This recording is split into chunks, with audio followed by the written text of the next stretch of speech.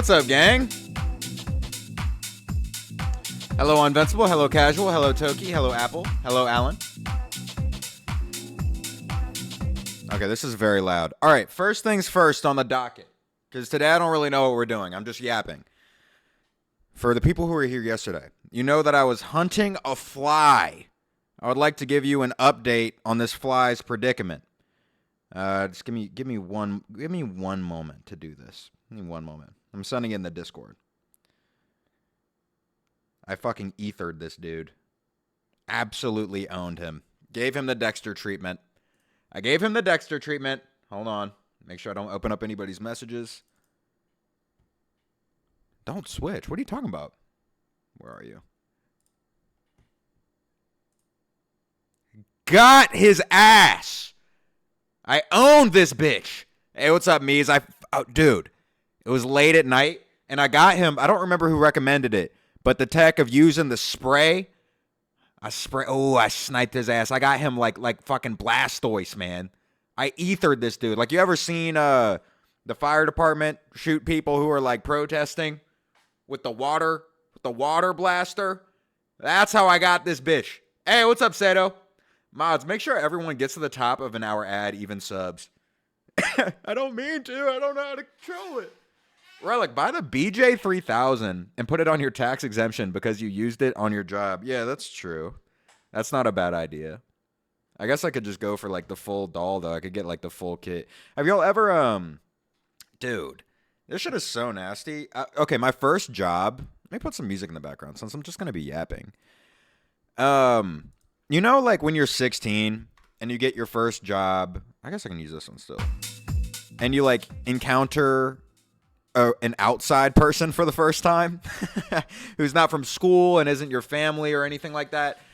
My first coworker, he was this old guy. It was at a place that was like a doggy daycare center. And one of our first interactions, he was bragging to me about a like full-on gelatinous ass that he owned. Like he showed me, sure, I'll turn that on. He showed me like a picture on of his, essentially like his flashlight, like on his phone. He's like, dude, look at this thing. Absolutely premium. What the fuck? He would also pretend to be on the phone with his girlfriend, and then he showed me a picture of an Instagram model and said that was his girlfriend. And he'd be like, sorry, my girlfriend's telling me to come home. Ugh. It was so weird. What a strange guy. Yo, Relic, don't know if you already read it because of the ads. Hey, what's up, Mies? Happy to see you. Are we going to watch YouTube videos? Yeah, sure. Send some through. Can't hear it. Hold on. It says Fushiyame. Oh, so we're listening to Smash Mouth. Okay. All right. Bit of a Shrek moment going on. Damn, there's virgins and then there's virgins. Yeah, no, bro was like 52. Imagine pushing death and you're showing like a 17-year-old a picture of like of a rubber torso that you own. Oh my God. Pack it up, man. God. And he was one of those old dudes too that would be like, I used to be famous and rich. And you're like, man, no, you didn't. No, you didn't. Bro, my sister. Okay, this is too loud. Smash Mouth can't be louder than me. I'm the important mouth today. Bro, my sister-in-law's husband bought a Your sister-in-law's husband bought a $750 mechanical ass, money he didn't have, by the way, and bragged about it to her after she asked him to just stop talking about this addiction of his. Oh my God, it's cooked. Holy shit. That's insane. That's crazy. And what do you mean addiction? Does he have like...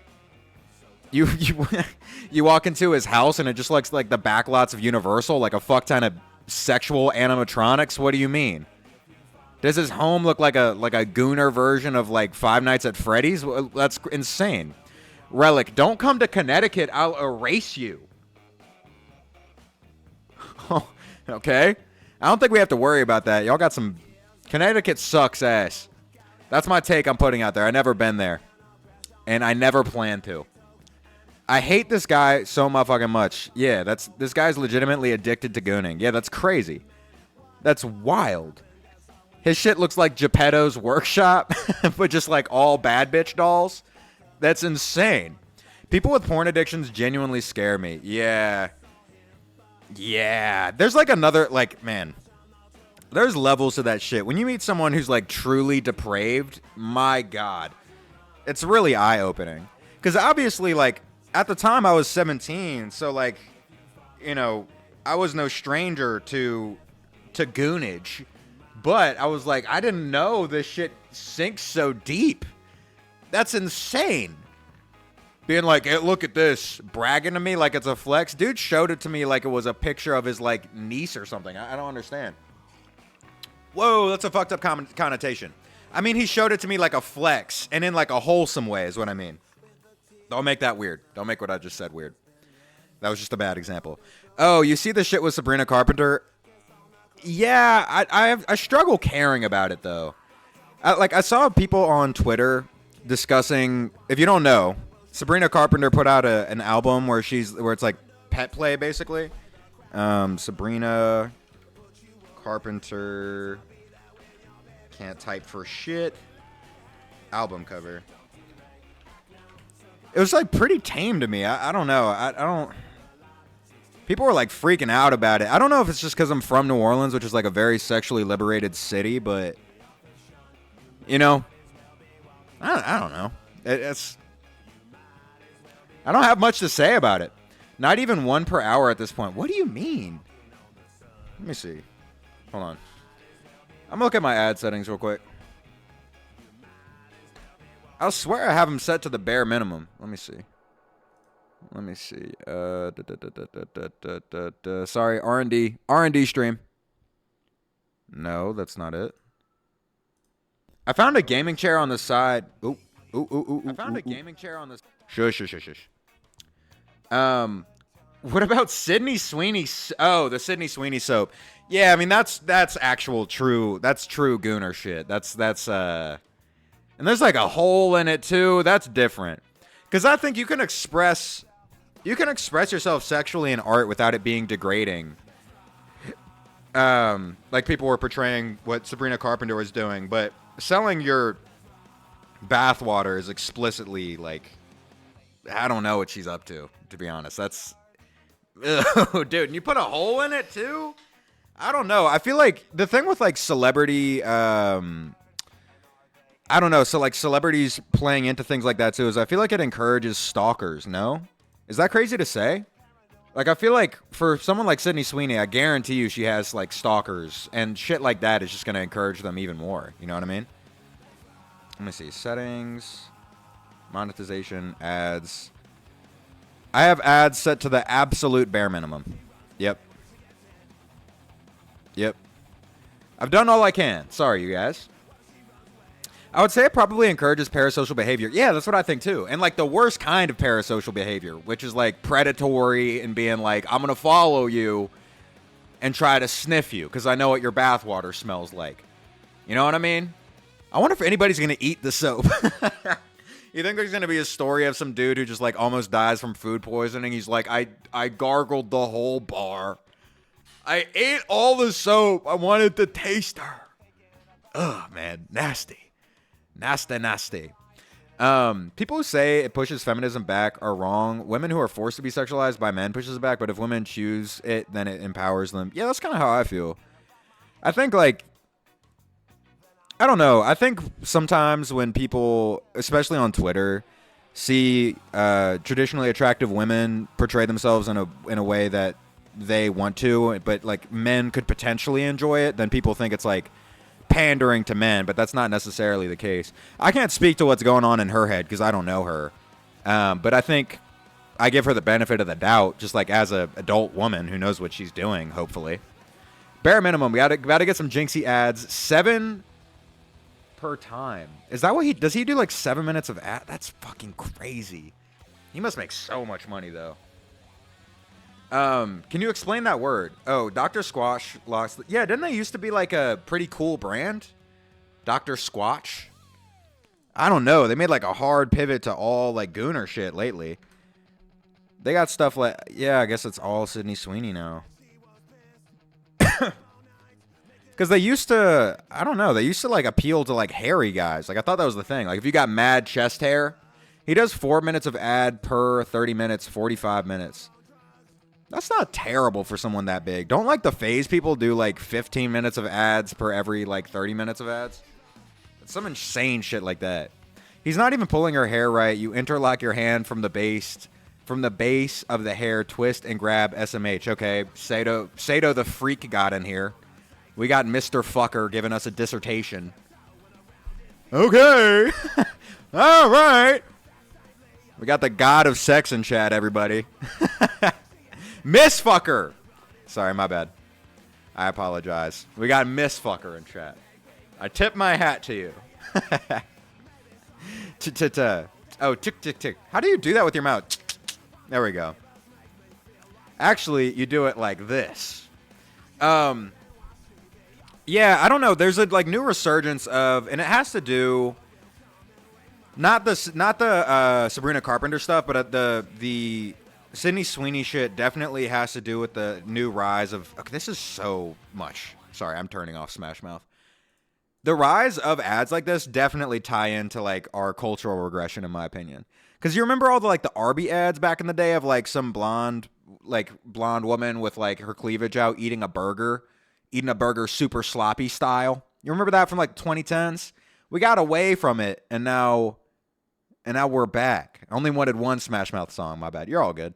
It was just like I don't know. It sounded like my dad immediately post divorce just yelling in my ear. Just tell that was the vibe I was getting. I see just chatting and reacting your Twitch video and description, so stop doing 50 and get to work. What am I even going to react to? I've never done like a dedicated react stream before. I guess I can open the Discord and see what people put in here. Video Rex for thing. Okay. We got most badass animals for me's, and then hyena, the animal that just doesn't make sense. And then we also have something from the most evil people you've never heard of, okay? Let's learn about the cretins of the world. Let's have our light be dulled just a little bit more. Oh, the Carl's Jr. ads. That's what I'm thinking of, not Arby's. Arby's never had enough swag. They always been just like, we have the meats. They don't have the sauce like that. They don't have the misogynistic swag. They don't really have any swag. Arby's has no identity other than the fact that they have the meats. That's the only thing they have. I'm not hitting Cleopatra. What you mean? Cleopatra was a baddie, right? Or no, that's brain rot. I think they just portray Cleopatra as hot. What did Cleopatra look like? Realistic Cleopatra. Yeah, she's normal looking. I don't know why I thought she was like either like a blobfish or like a supermodel, but she's pretty. Look at what I said, what I was responding to. Ooh. Some Sato said, "Yo, Toki, shovel Pringles clan full of bees up your ass." Okay. I sent a good video for you. The TikToks are pure brain rot. Okay. We have this one. I want to learn about the most evil people that have ever existed. Free my boy Toki. He did nothing wrong. Evil people? Toki, enjoy the hive. Enjoy the hive in your colon. They're going to throw a party. They're going to throw a party. There's going to be fucking honey popping out of your eyelids. It's going to be fucked up. I've got new plans. What are you planning, Casual? That's something a mad scientist would say. Is the moon going to disappear from the skies tonight or something? What do you mean? I've got a plan. What do you mean? She basically invented a new vibrator. Oh, that's kind of true. If you keep them in the can, they're going to be freaking out. That's not wrong. That's not wrong. All right, most evil people you've never heard of. Let's engage in content theft, everybody. Fist bump. Let's go. Vasily Blokin. They say that if you love what you do, you'll never work a day in your life. A quote that perfectly describes Vasily Blokin, the deadliest executioner in known human history. Blokin got his first taste for blood after joining the Red Army during the events of World War I. Over the years, he became the perfect soldier. One who is able to perform tasks effectively, efficiently. Hold on. Wait, I want to look up how well were executors paid.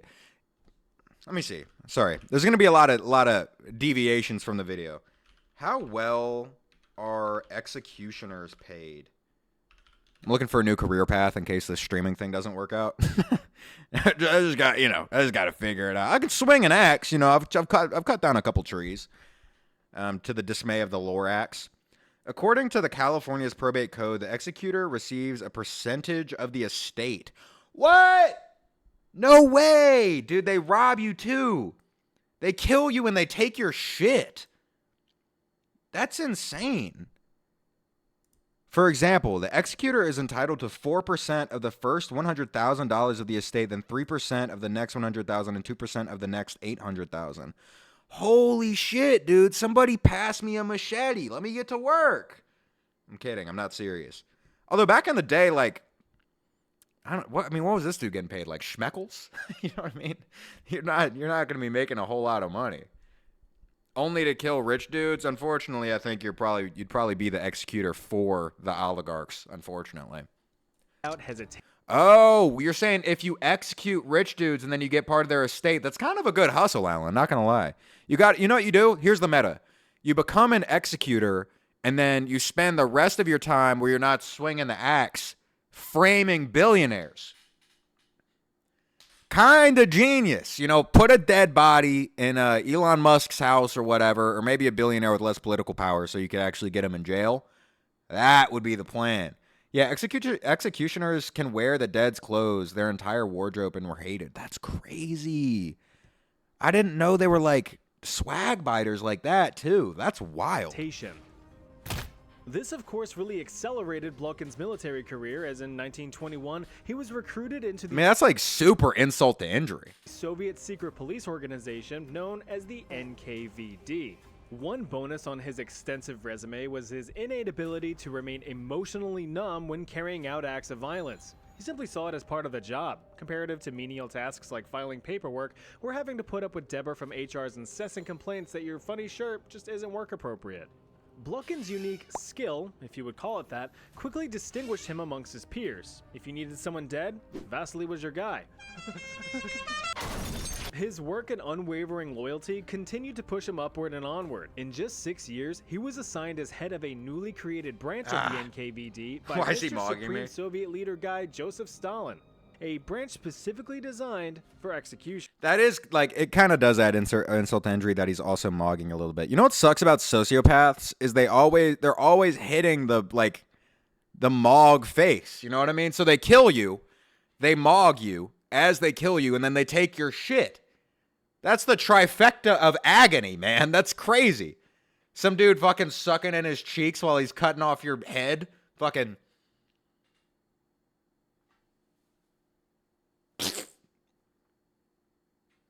Dude, that sucks. That sucks, man. Holy shit. As head of a finally a Yap stream where I can roll my joints. Yeah, there you go, Johnny. Newly created branch of the NKVD. Enjoy your Mr. high. Supreme Soviet leader guy Joseph Stalin. A branch specifically designed for executions. And with that, Blokhin had become one of... You think executioners are allotted a certain amount of emotes? You know what I mean? Hey, what's up, Dragsteel? On God, just kill me with a look of regret and it would be fine. Exactly. Dude, like, give me something. Or at the very least, don't mog me. You know what I mean? That would be funny, though, if they get, like, a fixed amount of emotes. You know, it's like, in the NBA, you can only, after you dunk, you can only hit a certain amount of sellies. Then you get a tech. You know what I mean? The executioner cuts off your head. They go, that's a tech. That's too much. But you can give them an L. You know what I mean? At the very least, something. As you take their shit, Stalin's most trusted the old workers, Mog and Rob. Yeah, executing that's low crazy. And high-profile targets without question. Excellent work, Blokhin. That goes right up on fridge. If you don't know where to start in Top Heroes World, the Spring Shut the fuck up! There are low-level enemies and villages. Mods, dissolve the devs of this game in a gigantic acid vat. During Mods, his deliver service, me their scalps fastened to a coat tomorrow. Blokhin had personally executed thousands of people, including high-ranking Soviet officials, during the Great Purge, an internal mass execution of anyone remotely accused of opposing Stalin's rule. Oh shit! Blokhin himself He got had to been kill his spared from the boss? Purge due to his repeated proofs of loyalty to the Soviet cause. His magnum opus being his involvement in the Katyn massacre. Now, if you've never heard of the Katyn Massacre, I wouldn't be surprised. When teaching about World War II, history classes tend to focus on German war atrocities and kind of skim over all of the other ones, especially the Soviet Union's. Despite the German invasion of Poland in 1939 and World War II officially starting, the Allied powers of Great Britain and France didn't really do much in retaliation. Oh, Germany. actually, I don't want to say that. Never mind. Actually, I will. I found out about, okay, recently, I have fallen into a place on Twitter, which is conspiracy theorists who debunk, who basically try to, like, how do I even explain this? They think that every famous person is immortal. The reason I thought this is because this guy kind of looks like Jeff Bezos a little bit. They have the same, like, sunken in chin. They kind of have, like, the Candace build. You know what I mean? But basically this guy was like, this guy earnestly on Twitter thought that Greta Thunberg was, I don't know, like a tool of the Illuminati, because he found an old picture of like a doppelganger and a black and white photo, and the shit had 40,000 fucking likes. 40,000 to be like, dude, these people are immortal. They're manipulating us. Yeah, Greta Thunberg, the youngest person. Yeah, I know. And they're like, dude, look, there's a picture of another Swede from the 40s. Oh my God. It's all a lie, man. You got to stock up on a bunch of Walmart guns. Despite the German that was his invasion his thesis. in 1939 and Fucking World War II crazy. officially starting, the Allied powers of Great Britain I'm going to turn on my AC real quick. 1 second. I'm hot. Mods, send Jim Corbett to kill him. Exactly. Although he's not deserving of that. He's not enough of a beast. You got to be a monster to earn the bullets of Jim. That shit is coveted. It's like getting killed by like Shinman Benimaru. It's like a religious experience. Yes, we crack Greta Thunberg. Okay, none of that. None of that. Is she? How old is she even? How old is she even?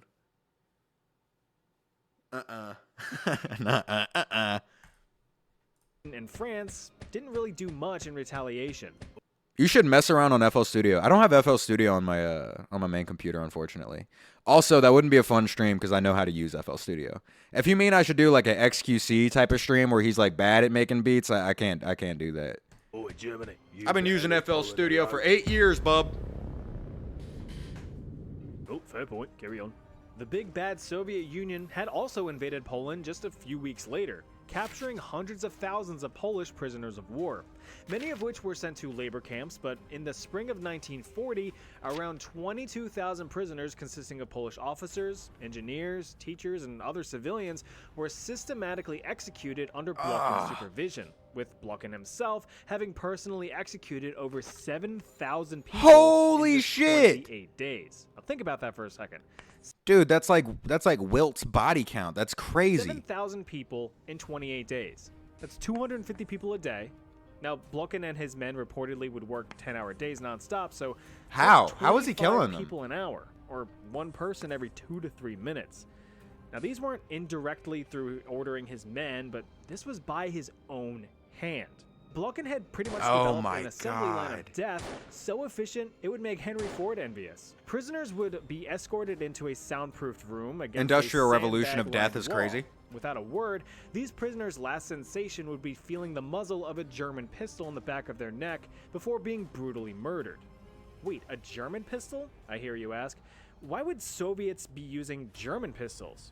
That's Keywords. so morbid. Holy Plausible shit. Read my fucking deniability. comment. Give me a Think of second. it this way: if thousands of victims in mass graves I'm locked happen into to the be video. found with German bullets lodged in their noggins, who do you think's gonna be blamed? Don't look at us. It was them. Blokhin's massacre is regarded damn. as the largest mass murder conducted by a single person in known human history. That's fucking crazy. Also, this cut, he looks straight out of The Sopranos. That's wild. Mods, make his grandma no longer be able to remember him. I don't think the mods have to do that one. You just got that. Father Time will take care of that one. Greta Thunberg is 22. Oh, okay. Never mind. We're good then. Imagine your husband got executed, and then the next week you see the executor aura checking your ass in his clothes, and he's mogging your ass. Yeah, That's fucking crazy. I mean, I'm pretty sure that's like a regular thing for them to take like the diamonds and shit too. Like, didn't the Nazis, weren't they just like adorned in like a bunch of wedding rings and shit? I'm pretty sure. I think I remember that factoid from history class. I'm pretty sure.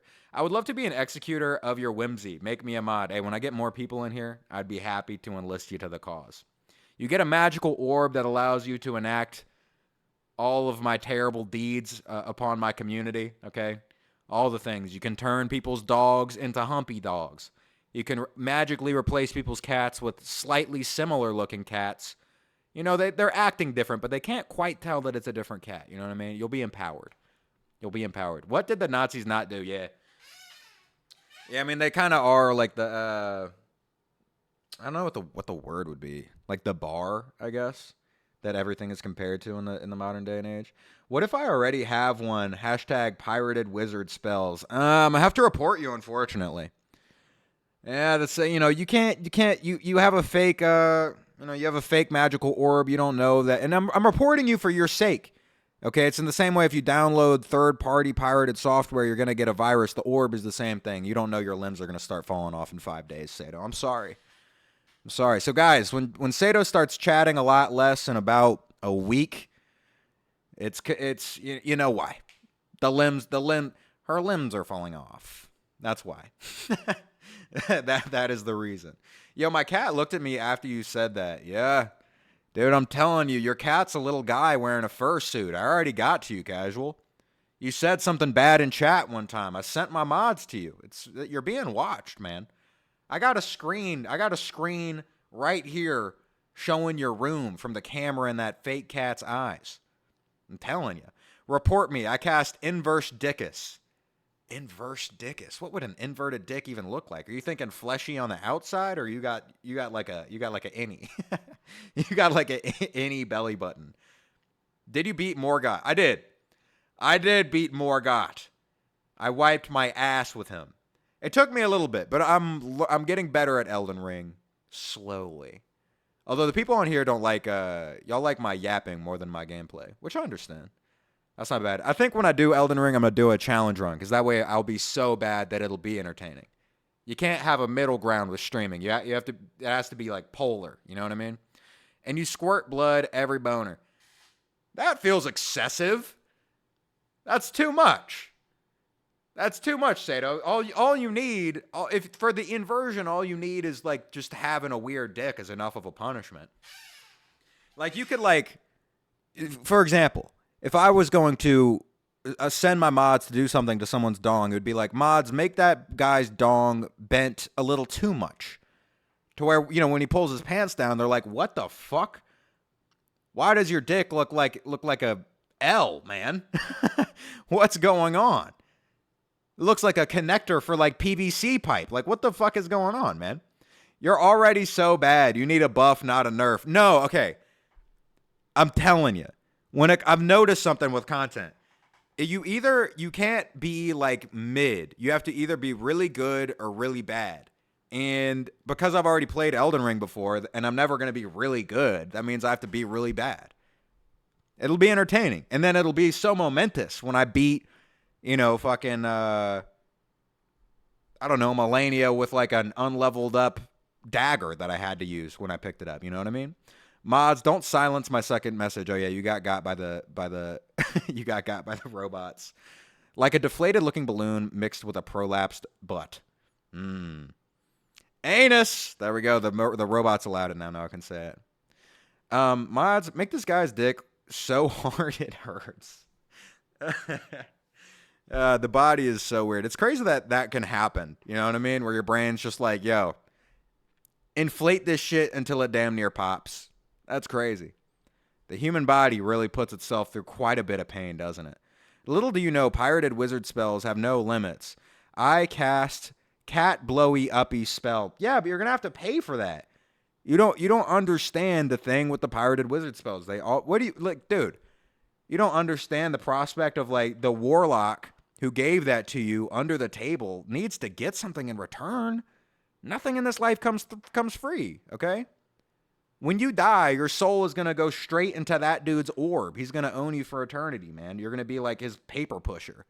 I'm telling you, you guys are cooked. Don't report me. I use analog magic. Unlike these dumb mages, I know how magic works. My orb works better than yours. You're a liar. And by analog magic, do you mean sacrifices? What do you mean? What do you mean? Come on, don't make me get Salem on you. Come on. I'll get 4 horses. I'm gonna strap you up and I'm gonna quarter you. Swear to God. Swear to God. That's how your magic orb works. It's like the fucking the red stone from Full Metal Alchemist. That's what you're up to. Matt, I bet you were here with this guy taking his corpses, being like, I can put these to good use. I can use this to cultivate the soul magic to invert many penises. Big plans. Magic cartel. What is this? What's the audio from TikTok? Hold on. What does it say? Shadow Wizard Money Gang. We're casting real spells. Something like that. I swallowed my orb, so we are one. Now it requires me to eat a baby every blood moon to keep it satiated, so it won't take me over like a symbiote and kill everyone. Yeah, you got to be careful. Make sure to not eat too many babies, man. Otherwise, you're gonna overload the power and it's gonna short out, and you'll die along with the orb. Yeah, it's a fine line. Okay, you can't power up too much. You know, speaking of magic, I was thinking about like, dude, being a magician back in the 1600s must have been so stressful because you're performing in front of the king, and the squire must have been like, now don't be too magical. The king's dogs have acquired a taste for warlock penis. Do not do anything too confusing. You know what I mean? Like, it's a very fine line between getting a pat on the back for a fun party trick and like experiencing the most excruciating torture that can be conceived. You know what I mean? Like, it's a very thin line. If your card trick is too good, your head's going to be on a pike. That's crazy. Like, that's really, they were the daredevils of the old day. I gotta say. Mods, clip that and put it in the JFK bullet. Yeah, I wouldn't mind being a part of history. Come on. Put some of my penis discourse in the history books. Come on now. I'm important enough. Got this on in the background. Why did I come back to eating babies? We're talking about cultivating magic through stealing the life energy of beings via sacrifice. That's what we're talking about. I'm having a fight with Sato and Alan, who think that they are totally good with their off-brand magical orbs. Dude, you guys are posers. You need the sanctioned orb. You guys are freaks. You don't have the real deal. You don't have the purity. Okay? You're not really about it. And you're not strapped up. You don't have your orb at arm's length at all times, okay? I'm strapped. I'm ready to pop on anybody. Telling you. Not everyone's as rich as you. It's not earned with money. It's earned with valor. And an acute awareness of magic. Okay, you have to earn this. You're born with it, buddy. That's obese, buddy. Oh, you're mad because your orb is smaller. Now you're trying to spread fucking what do you want, like orb eating disorders, man? Yeah, my orbs are fat. I got fat orbs. Come on now. I cast big spells, big things, making big changes. Come on now. Look at my magic. Hold on. White men, my shit. Hold up. What does this say? Just got paid, boy. Hey, thank you for the 100 bits, Apple. Thank you very much. Also happy you got paid. Hopefully you can buy some good meals with that. Or whatever you want to spend it on. Who knows? Maybe you'll take a cue from my old coworker and Invincible's uncle, I believe it was, and just start working on your Geppetto's workshop of terrifying sex dolls. That's what you got to do. You know what we have to do? Maybe Apple, maybe you could form a little army that way. If you buy a bunch of if you have like a Geppetto's workshop thing, you know, like a House of Horrors, but the Gooner edition, and then you wait for the robots to fully manifest, and you can download the software. Then you have a little army, and you got a battalion, of titted up monsters. You know, it's not a bad idea. Start a rebellion in here. Look, my magic is from shitty straight white men. My shit. What'd you say? Look, my magic is from straight shitty white men. My shit ain't off-brand. And when was the last time you used a Necronomicon sissy-ass orb probably made from glass instead of crystallized giant eyes? My orb is the fucking eyeball of the world serpent. You dumbass. You don't know what you're talking about. You don't. And if you're thinking, why is it so small? That's because I used my innate magic to shrink it down so that I could harness its power, okay? I'm siphoning off energy from the very fabric of the universe. That's what my orb is. Ridiculous. Giant eyes. The serpent of creation ate giants for fucking breakfast like Chex Mix, man. Ridiculous. Can it be a toddler or does it have to be a baby? Honestly, just depends on how much you're, how much are you willing to go into like the preparation, basically. Ungrateful streamer, why didn't you twerk? Toki, really keen for the Relic BBL cam. That's okay. Nah, he's not related to me. He's my wife's sister's husband. Oh, okay. What would that relation be? Uncle-in-law? My wife's sister's husband. Oh, he'd be like your second brother-in-law or something. Or I guess that's not. Only marriage by marriage. Yeah, I guess that isn't family related at all. I do not know how to read family trees at all. My fault. I also appreciate your instinct to be like, none of my blood is shared with that person. Just the immediate panic. You heard me say that. You were like, no! I appreciate the correction. If you want to talk sacrifices, I'm your guy. What do you mean you're offering? What do you mean? What do you mean you're offering to be a sacrifice? Respectfully, absolutely not. I've got stuff, but it gets freaky when that shit started looking lifelike. Yeah, dude. That stuff is so nasty. Nasty, nasty, nasty. It's good to make fun of, though. I hate that it exists, but man, do I love joking about it. So I don't know. I don't know how to feel about it. I'm conflicted. What do you think? Who do you think sold you it, dumbass? I have the other one with mods like a homebrew DS. Okay, you're lying. First off, if you think you have the other eye of the world serpent, you're a fucking liar. I cast the other eye of the world serpent into a volcano. That thing is destroyed. I am the only one who has this. And if you're wondering why I threw it away, it's because you can only have one. Okay? You can't host both of the eyes of the world serpent. You'll succumb to its power. Ridiculous. You're a liar. You're being scammed and you're mad about it and you're freaking out on everybody else, Sato. It's preposterous. How many babies has your orb eaten? My orb doesn't have to eat babies. It's the pure kind. Shove it up your ass and absorb it. Okay. Toki, again with the BBL cam commentary. Do you think lava destroys it? It destroys it after you return the energy from the Eye of the World Serpent to the lands. Okay? To the lands. It's essentially, it was like a dud grenade. But I needed to get rid of the casing so that they couldn't re-establish. Okay? This was like, essentially, I threw away I threw away Pandora's box, but it was after it was already opened, buddy. Why do you think there are seasons, man? It's because I released the energy of that orb. There's a reason we don't live on an ice planet.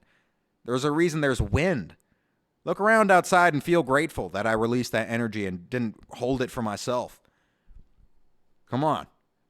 Exactly. Your orb is pathetic. Dude, you guys are freaks. You guys are freaks and you're lying and you're mad. I have a druid homegirl. She absorbed it. Why do you think global warming started? That is concerning. You got me there. That is concerning. I'll have to start a hunt for her. Thank you for telling me, though. Snitch. Snitch. When you find that global warming is stopped and she's not responding to your texts anymore, you know a reason. Okay, she's been cast into the volcano following the orb. She was you turned Pandora's box into something that's sentient and feels pain. I'm going to yank that thing open, man. I'm telling you. I'm telling you. All you did was just put that druid in danger. How do I start arguing with myself in the park? How I sound arguing with myself in the park. But it can run Doom now. What, your orb can run Doom? Oh, that's pretty hard. You got mods installed in your orb? That's pretty tough. By the coveted Guinness Book. Okay, back to this Russian sociopath. What do you mean he's in the Guinness World Records? That shit is like for second grade book fairs. You know what's funny about when they put heinous shit in the Guinness World Records book? Is it feels like a challenge, no? Like when you see like most people slaughtered, you're like, well, not when I'm done. You know what I mean? I don't know. I feel like it's ill-advised. Especially if you're a kid, you'd be like, I don't know. Listen, I got a lot of sharp objects around me. I'm gonna grab this pencil and I'm gonna go to work. My homeroom teacher's barely paying attention. Put on fucking Matilda in the background. Took a nap. Dude, come on. That artery is calling to me. That artery is calling to me like my grandma who I haven't talked to in a couple months, man, just incessantly. This is not where I thought a Nazi documentary would go. This one? Are you talking about my orb discourse? I'm always going to end up saying some bullshit. My orb can shoot 50 caliber bullets and dildos. Man, they got a lot. I guess I'm sticking with the classics, I guess. I'm like Johnny. I'm into the retro. I don't know what kind of new age, hippy dippy, freaky weaky, lots of bells and whistles bullshit you got going on. I'm here for the classics, okay? All I need my orb to do is to be able to invert somebody's flesh and bone, turn them into walking blobfish. That's all I really need out of my orb, I have 2 Guinness World Record books, and I've never opened them. Yeah, they're not that good. Dude, why right now? You should do a serial killer tier list. Okay. In what context? You mean, dude, this is so many. Oh my God, cold. The freezing condensed water from the glass just dropped onto my foot. That was terrible.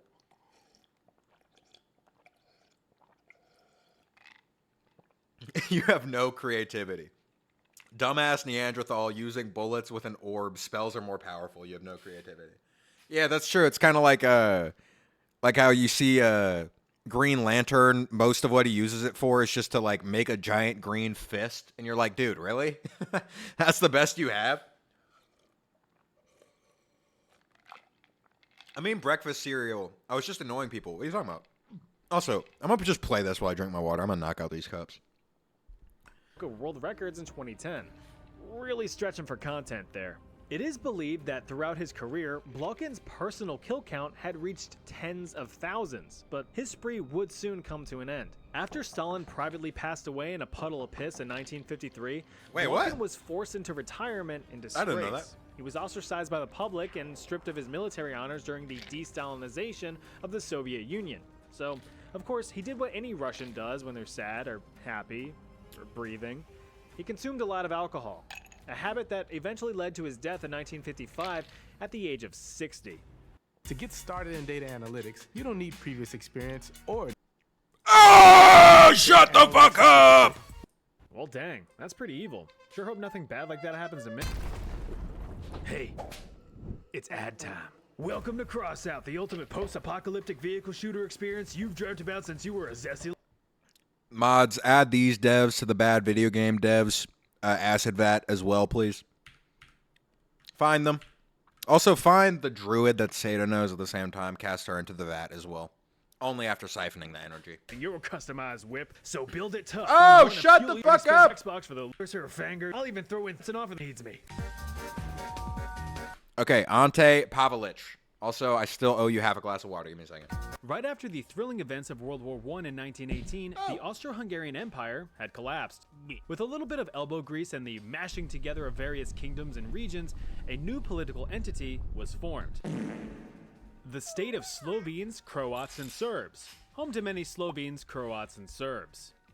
One of those kingdoms thrown in the mix was Croatia, the birthplace of this stern jug of juice, Ante Pavlich. His main personality trait was loving Croatia. God, he loved Croatia. So much so that he made a name for himself and rose... Holy shit, eyebrows. My God. Good Lord. Those things look alive. Holy shit. to the ranks as a politician and representative in state parliament in order to demand Croatian independence. But this guy, Alexander I, had other ideas. Who's he? The Well, unifier. He's the prince regent in these parts and the one who just got done unifying all of these kingdoms and states. Years and years of political turmoil ensued, which is honestly to be expected when you force a bunch of different political regions together into singularity. In 1929, now King Alexander had hit a boiling point. In order to regain order, he dismantled and banned all political parties, declaring a royal dictatorship. He even came up with a new name for his kingdom, Yugoslavia. Oh, shit. Yugoslavia. But since Yugoslavia Dumbass, is you not think I drew it? Croatia, Hey, Pavlich my had mods had will it. find a way. He fled the kingdom and conspired with revolutionary groups to undermine the rule of Yugoslavia, who responded, "Do you want a death sentence? Cause that's how you get a death sentence." And so Pavlich got a death sentence. He was exiled. Dude, RIP the eyebrows. That sucks. You should do a breakfast cereal tier list. Did I read that like serial killers? I swear you said serial killers for the first time. I'm pretty sure. I can't find a good position from a microphone. You guys can hear me, right? Okay, we're fine. Green Lantern should feed people green things and tear them apart. Toki, do you think Green Lantern just has the power to control green things? Have you never... do you know who Green Lantern is? He just, like, happens to be green. But he essentially just, like... I don't really know that much about Green Lantern either, to be honest. The only Green Lantern piece of media I've ever seen is the one where he fights the space fart. That's it. When I was my most... Dude, that was so mean. When I was my most chopped I ever was in my life, people said I looked like the fart from Green Lantern. I can show you real quick. They weren't really wrong. Green Lantern fart guy. Please don't pull up like fart R34. Okay, yeah, we're good. Where are you at? Space fart. Space fart guy. Green Lantern. Green Lantern. What the fuck is this guy's name? Ryan Reynolds. Ryan Reynolds villain.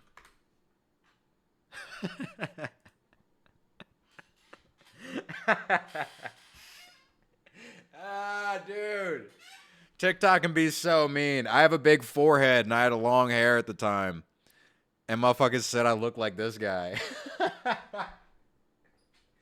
It's a really good joke. Did it hurt my feelings a lot? Yes. Horribly so. Is it also very funny? Yes. I can appreciate that. But, man, it was a bad hairstyle, I have to say. What do you mean you see it? I don't look like this anymore. You're a liar. See, now you're fucking around. It was a good joke at the time because I did kind of look like that. I had, like, scraggly long hair. It was bad. Green Lantern makes an airborne microbiotic plastic that rips through your blood vessels. He makes plastic? What? Green Lantern's out here moving like the Coca-Cola Corporation, just filling up everybody's balls with microplastics? I had no idea. Fart R34 with purple hyperlinks. Hey, don't pay too much attention, okay? To Germany. I'm giving you a peek into my world. Don't keep digging deeper, okay? Arm's length, buddy. Come on now. You don't need to know. You don't need to know But about since that. he didn't It was there for research, all right? feel like dying quite yet, he instead skedaddled off to seek asylum in Italy. Isn't it just like energy from belief or something? No, I'm saying he should. Oh, okay. Why are you showing us selfies, dude? There, he used his political influence and persuasive stern look to form I try to be vulnerable about a joke that was very good that I'm still hurt about, and you guys are bullying me. Okay, you guys are mean, I guess. Whatever. Whatever. Ustasha, a Croatian Ustasha. nationalist movement aimed at achieving Croatian independence by any means necessary. And you can bet your fat tits that means bombings, assassinations, and uprisings. Fat tits. During said uprisings, King Alexander regrettably stated, if you want to Dude, he said that shit and I perked up like a Pavlovian dog whistle. You see that? I reacted so earnestly. During said uprisings, King Alexander regrettably stated, if you want a regime change, you need to kill me. They did. Damn. Oh my This God, is me. so many ads. Holy She dreamed of shit. taking her boutique swimwear brand nationwide. On October 9th, 1934, King Alexander I was Cast assassinated shit by fling? Ustasha member Vlado. I don't need to cast shit fling. I can do that au natural. I've reused this line a couple of times, but like I got my hand hovering by my hole like a gunslinger, man. I'm ready anytime. Huh! You know what I mean? You guys may have evolved from monkeys in all ways, but I'm slightly devolved, okay? I still have some of the instincts, all right? Chernozemsky, using a handgun Cast hidden in a shit bouquet fling, of that's funny. flowers. Still living in Italy, Pavlich, along with several accomplices, were determined to be culpable for the assassination and were sentenced to death by Yugoslavia's friend France, who pressured Italy to carry out the deed. And Italy was all, linguini fettuccini, we ask a Mussolini. Thanks to his political privileges, Pavlich was only put under house arrest for 18 months. That'll teach him. Right, France? Oh, here we go. Looks like Germany's back at it again, and the world collectively Versailles in disappointment. After the invasion of France in 1940, Nazi Germany invaded Yugoslavia in 1941. This ultimately resulted in Pavlich being installed as dictator to a newly independent Croatia. The Oh, big Eyebrows mustache lived. himself even I met thought he with died. Pavlich and gave some pointers in the art of ethnic cleansing. The only art he ever saw any success in. But Pavlich would soon put this advice into action. During World War II, Pavlich had created his own network of concentration camps run by his beloved Ustasha, one of which being the Sisak concentration camp, the only known camp specifically designed. Okay, this is in poor taste, but did you guys have like did you guys have, by the way, I sent a video in the suggestion chat word. We'll check it out after this one. Did you guys have, dude, I keep fucking with my mic, my bad. Holy shit. Okay, this is a good height. Did you guys have like a kid in middle school or perhaps high school who like randomly decided one day he was going to be a hat guy for a little while? Did any of y'all have that kid who was like just one day showed up in a fedora without any commentary? Was just like, yeah, this is me now. I'm a crooner. You know what I mean? Like, dude, why are you all of a sudden like dressed like fucking Frank Sinatra, man? You're like from the neck down, you're dressed like a highlighter, like all just neon yellow, like Nike outfit, and then the fedora or whatever kind of fuck ass hat. I couldn't be a hat guy. I have big curly hair. I have dude, wait, could I find a picture? I don't know if I could. I had a period. I'm not fucking with you. I swear, this is not a bit. In middle school, I've dropped the lore on this before, but I was like a magician for like 2 years, earnestly. Because I watched, what's it called? Like Now You See Me, where they do card throwing. So I learned how to do card tricks. So I started straight up wearing a top hat to school. I wore a top hat earnestly for like a year and a half every day to school. It was not good, no. My camera roll doesn't go back that far. Oh, well. Maybe one day I'll find a picture and I can show y'all. How did we turn a 20-minute video into 1 hour? We're not even halfway done. I got a lot to say, guys. Better than a fedora? I mean, I don't know. Pulling up to school looking like a pilgrim? I mean, it definitely gives off more quirky than, like... What does a fedora tell you? I think fedoras are cringy because it looks like, I don't know, there's something very performative about a fedora, whereas I think a top hat is more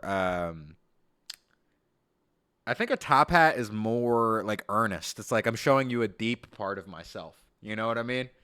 I'm showing you that, yeah, I watch Penn and Teller. And yeah, I like David Blaine. And maybe I know how to cut a card deck in a few fancy ways. And I have this as my little signifier. It's like my ID. Which being the Sisak concentration camp. That's how I get into, like, the only known magic camp specifically schools. designed for They gotta children. check the lining of my These camps hat. carried out the collection and mass murder of nearly 400,000 Serbs, Jews, and Romani, with an additional 300,000 either exiled or 400,000, forcibly holy shit. converted to Eastern Orthodox Christianity. All for the sake of Croatian ethnic homogeneity. culture is the death of Towns freedom, were I agree. completely ransacked, villages were outright destroyed, and hundreds of thousands of innocent lives were lost. These actions gave the Ustasha notoriety that struck fear into the hearts of anyone who dared cross their path. Nazi Army General Edmund Gleiser-Hochtenau witnessed firsthand the atrocity of Pavlich and the Ustasha. Was this just like the mustache that people were fucking with back then, or was this guy like just like? You think any of like Hitler's advisors or generals like also got the same mustache, and people were like, just kind of dick riding, like just kind of dick riding a little bit, like yeah, I get it. We're in a dictatorship. If you don't like swear fealty to the Fuhrer, you'll be like taken out to the back and shot in the head or whatever. But like that's a little too far. You know what I mean? Yeah. After Hitler, people stopped doing the toothbrush stash. Yeah, I guess true. He must have been the biggest boom of like popularity of the Hitler stash among like. Also, holy shit! Look at the white man genome. Look at how small this man's lips are. I have never seen a smaller set of chompers. That's insane. That's crazy. He might as well not have a mouth. That's bothering me, dude. That's pissing me off. That's crazy. But Hitler must have had like the biggest boom of popularity for the mustache and then dropping off immediately. Just being like, everybody has to get my funky, stupid little mustache. Oh, yeah, it was the Charlie Chaplin stash. Damn, Charlie must have been pissed off, huh? Imagine your swag being bitten by the Antichrist. Like, that's crazy. You find, like, your favorite jacket. You're like, God, I look so good in this thing. It makes my shoulders look big. Like, God, this fit is fucking perfect. And then the actual devil incarnate is like, oh, I got the same thing. It's my favorite. That's my favorite fit. Yeah. Yeah, everybody knows that. Everybody knows that jacket. Yeah, that's the devil jacket. Dasha saying, quote, That would really, "Our ugh, troops that would have to irk be me." mute witnesses of such events. It does not reflect well on their otherwise high reputation. The Ustasha have gone raging mad. That's pretty telling when even a Nazi general thinks you're being a bad dude. After the Axis powers fell, Pavlich got the hell out of Dodge, eventually fleeing to Argentina in 1948. But then some other surviving Ustasha members arrived. After a quick reunion of high fives and smooches, the gang wasted no time in forming the Croatian Liberation Movement. Persistent little buggers, weren't they? They were basically trying to control this from over here. It didn't work. After an assassination attempt in 1957, Pavlich hightailed it out of Argentina, eventually ending up in Spain, where he died of his injuries 2 years later. Fuck you mean 2 years later? It took him 2 years to bleed out? What do you mean? Was that guy built like a mosquito? Like, what are you talking about? That's kind of impressive. You should get 3 water bottles and put laxatives in one. This is, again, Casual's idea. You just love ignoring him. Oh, Casual said that? Okay, you want poopy Russian roulette stream? That's what you want? Hold on, let me look that up. Let me see. Can you be poisoned with laxatives? Laxative overdose. All right. This is the I'm trying to trying to take myself out with the Elvis method. I'm tired of it all, but I just really want one last poop. I want one last go at the porcelain bowl. It's the only time I feel safe. Dude, load. What do you mean? A laxative? Okay. Most laxatives overdoses in children are accidental. Damn, imagine making your kid poop himself to death. That's crazy. Using too much of these medicines can cause symptoms of a laxative overdose. Yeah, okay. Looks like I would be safe. I'd be down. Brings hydration to a new level.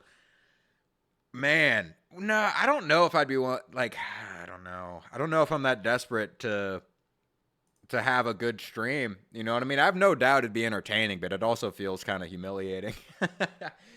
Plus, I mean, once I have to shit, I would just turn the stream off. So it'd be like me drinking water until I go, uh-oh. And then the stream would end. And I'd spend the rest of the day, meeting God. Meeting God sitting atop my throne. Puny king. Puny king in the face of the one true king.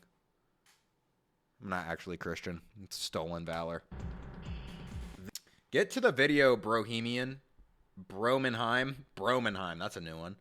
I'm trying to finish at least one video today. Okay, I'm gonna finish it. This is Idi Amin, regarded as one of the cruelest dictators in Ugandan history. He had humble beginnings back in 1946, where he served in the colonial army as a cook's assistant.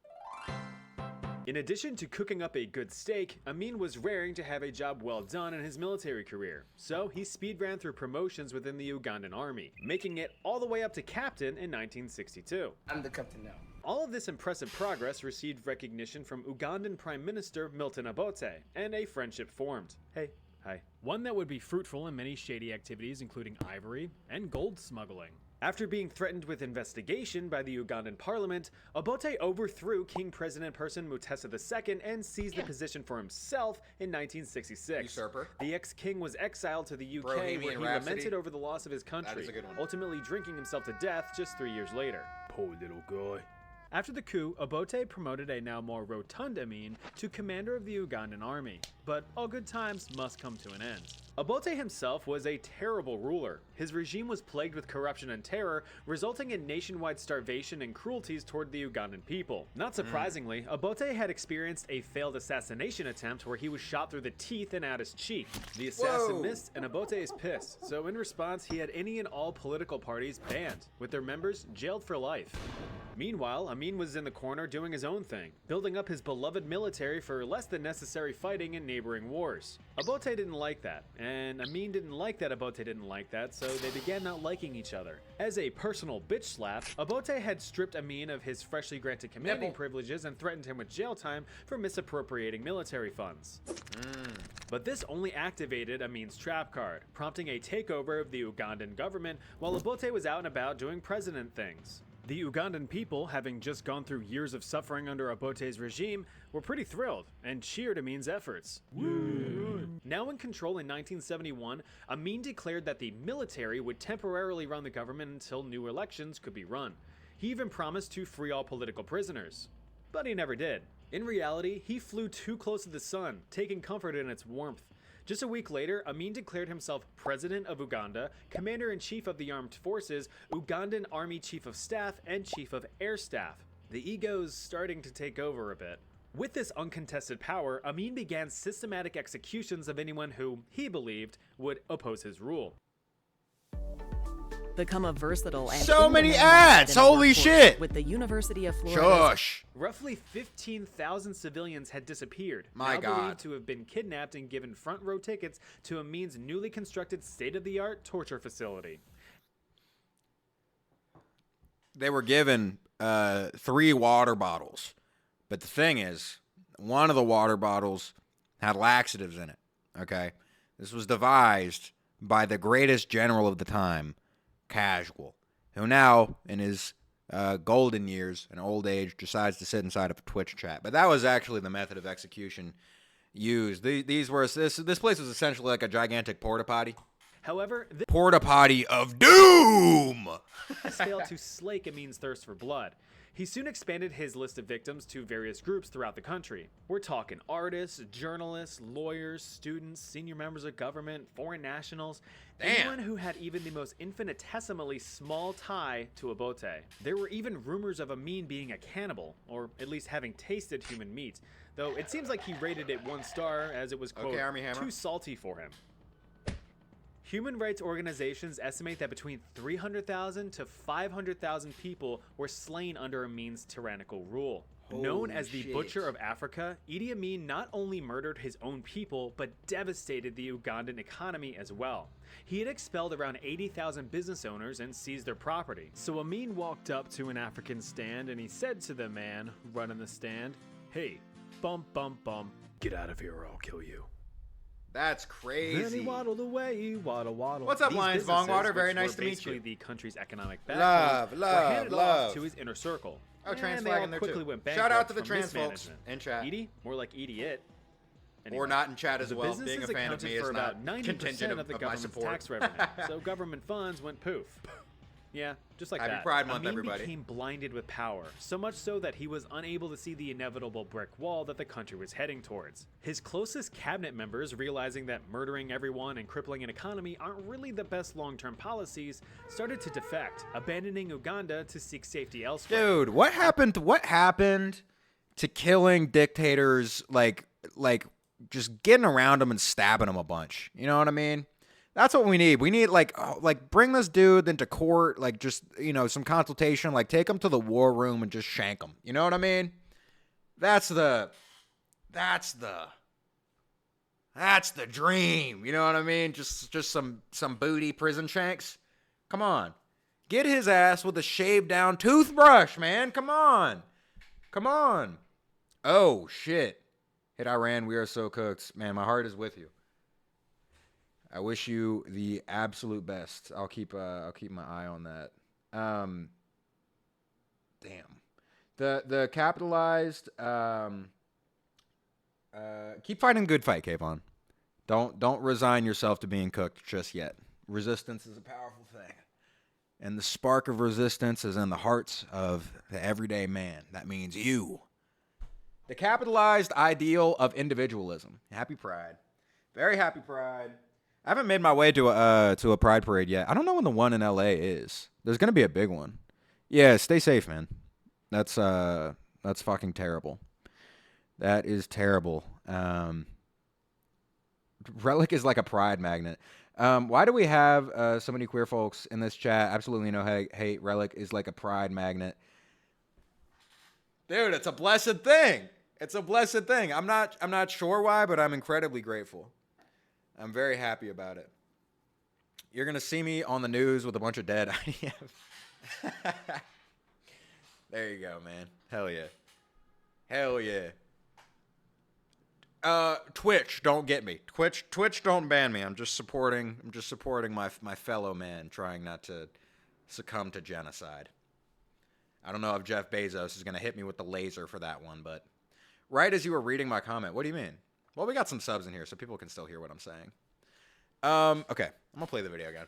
I'm going to get back to the video. Long-term policies started to defect, abandoning Uganda to seek safety elsewhere. Amin even began losing control over his own military. Coups and mutinies were common. Dude, these fuck-ass hats. Why are they all... Like, what's with all these people being dressed like crooners, man? I don't understand. Why? What's with these funky fucking hats, man? What are you going on a safari or something? I don't understand. This is like halfway between like displaying a lion and singing about like cigarettes. Commonplace as put the fucking vape down, you dork. I will eventually. It's starting to taste like the last breath of a robot. You know what I mean? Like it's starting to taste like the death of the Matrix. So I'm pretty sure it's done soon. I'm almost there. I have a plan. Oh, also, wait. Before I forget, I want to look at... Speaking of Pride, this is just for me. This isn't content. This isn't content brained. This is me as a person trying to see when the parade is. Pride, Los Angeles. When is Pride? When is it? June 8th. Uh-oh. I done missed it. Oh no. Oh well. I'm gonna be back in New Orleans, and New Orleans is Pride is all month, so that's fine. It'll be good. I feel if more people were less, to put it simply, in their own ass about how others view them, we would have more people willing to eliminate dictators. Yeah, I agree with that. Boston Pride is the 14th. It's gonna be a lot of fun. I go every year. Hell yeah. Have a good fucking time. I hope there's a lot of good street vendors. I don't know about everybody else in chat, but my favorite part about Pride is the wonderful set of gay food vendors that are always surrounding the Pride. That might just be New Orleans, but oh my god, you get like a little like alligator sausage sandwich with like, ooh, fuck, man, it is good. It is good. I gotta tell you something. There'll be like a shawarma food truck and something about. There's a je ne sais quoi to shawarma made by the trans community. There's just there's something about it. It makes me feral, man. That shit is delicious. Appreciated. There's a fuck ton of vendors, not just food trucks, but a lot of artists participate as well. I get a lot of handmade clothes. Hell yeah, that's fun. That is really fun. There's a lot of vendors, or not vendors, but artists set up in New Orleans as well, which are the only prides I've been to, and they're so expensive. I haven't been able to buy the the clothes. I bought like a trinket one time. It was like a little like clothing pin, which was cute. I lost it unfortunately because I'm a dipshit. But not to be that guy, but I don't like pride festivals. They have people swinging their dick in cooters everywhere. It happens in Canada. That is crazy, Toki. That's not true. Go to more pride events. That's not true. That is incorrect. You got to go to like a pride event, literally anywhere, man. Pride events are wonderful. It's just like a big party. There's lots of you might have went to there are like festivals where they're like sex oriented, but pride isn't necessarily that. There's lots of events that happen during Pride. There's like things that cater toward like kink audiences, and then there's also just like general audiences, food, festival, live music, shit like that. Pride parade on the street and they're wearing cock rings. Yeah, you're talking about something specific. You shouldn't I think you should look up what you went to. Because that's not your average pride parade. I guarantee you. I've been to a plethora of pride parades in many states, and not once have I seen someone with their dick out with a cock ring on, ever. I've heard New Orleans is lovely. One day I hope to go. I'd love to see the place. Yeah, New Orleans is awesome. Well, New Orleans is very hot, and it can be physically unpleasant, but it's very culturally dense, I would say. And the food is delicious. I highly recommend traveling to New Orleans, especially during Carnival. It's a good time. Also, I said I don't like the ones that do that, not all of them. Oh, okay, my bad. My bad, Toki. Bad at reading over here. Oh, my God, you can tell I got that COVID high school education. Holy shit. My bad. That's fair. Yeah, I mean, I'm not a huge fan of seeing cock rings in public either, so, I get you. I get you. Maybe analyze for the next Pride you go to if they're like kink friendly or not, and then go to the one that's more family friendly.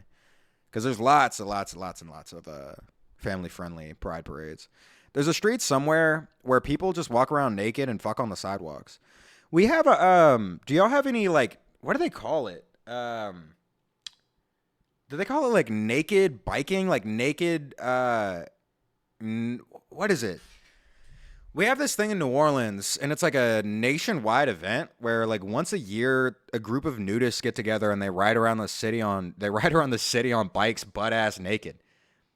Have y'all seen it? Nudists? Yeah, they're nudists, but it's called a specific event. It's like nudists biking or something. It's like nudist bikes. I don't know, something like that. Anyway, I remember in New Orleans, I'm gonna be honest here. I'm gonna be vulnerable about my depravity. I heard about I get two pride parades. Ha! Good for you, Alan. I'm gonna be honest about my depravity, okay? I was like 12, and I had a newfound love for boobs, and I went to the nudist biking parade because I was like, hell yeah, I'm trying to see some boobs, which is morally questionable now that I'm an adult, but I was a child at the time, okay? Give me grace. I pulled up, hella old man sacks.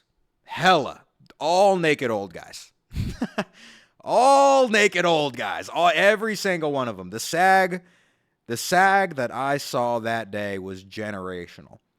And dick that was like barely recognizable. Like it was like dick that had forgotten its form. Like dick that was made in a broken mold. Like it was not given grace because I'm sure I've done / seen worse, but goddamn.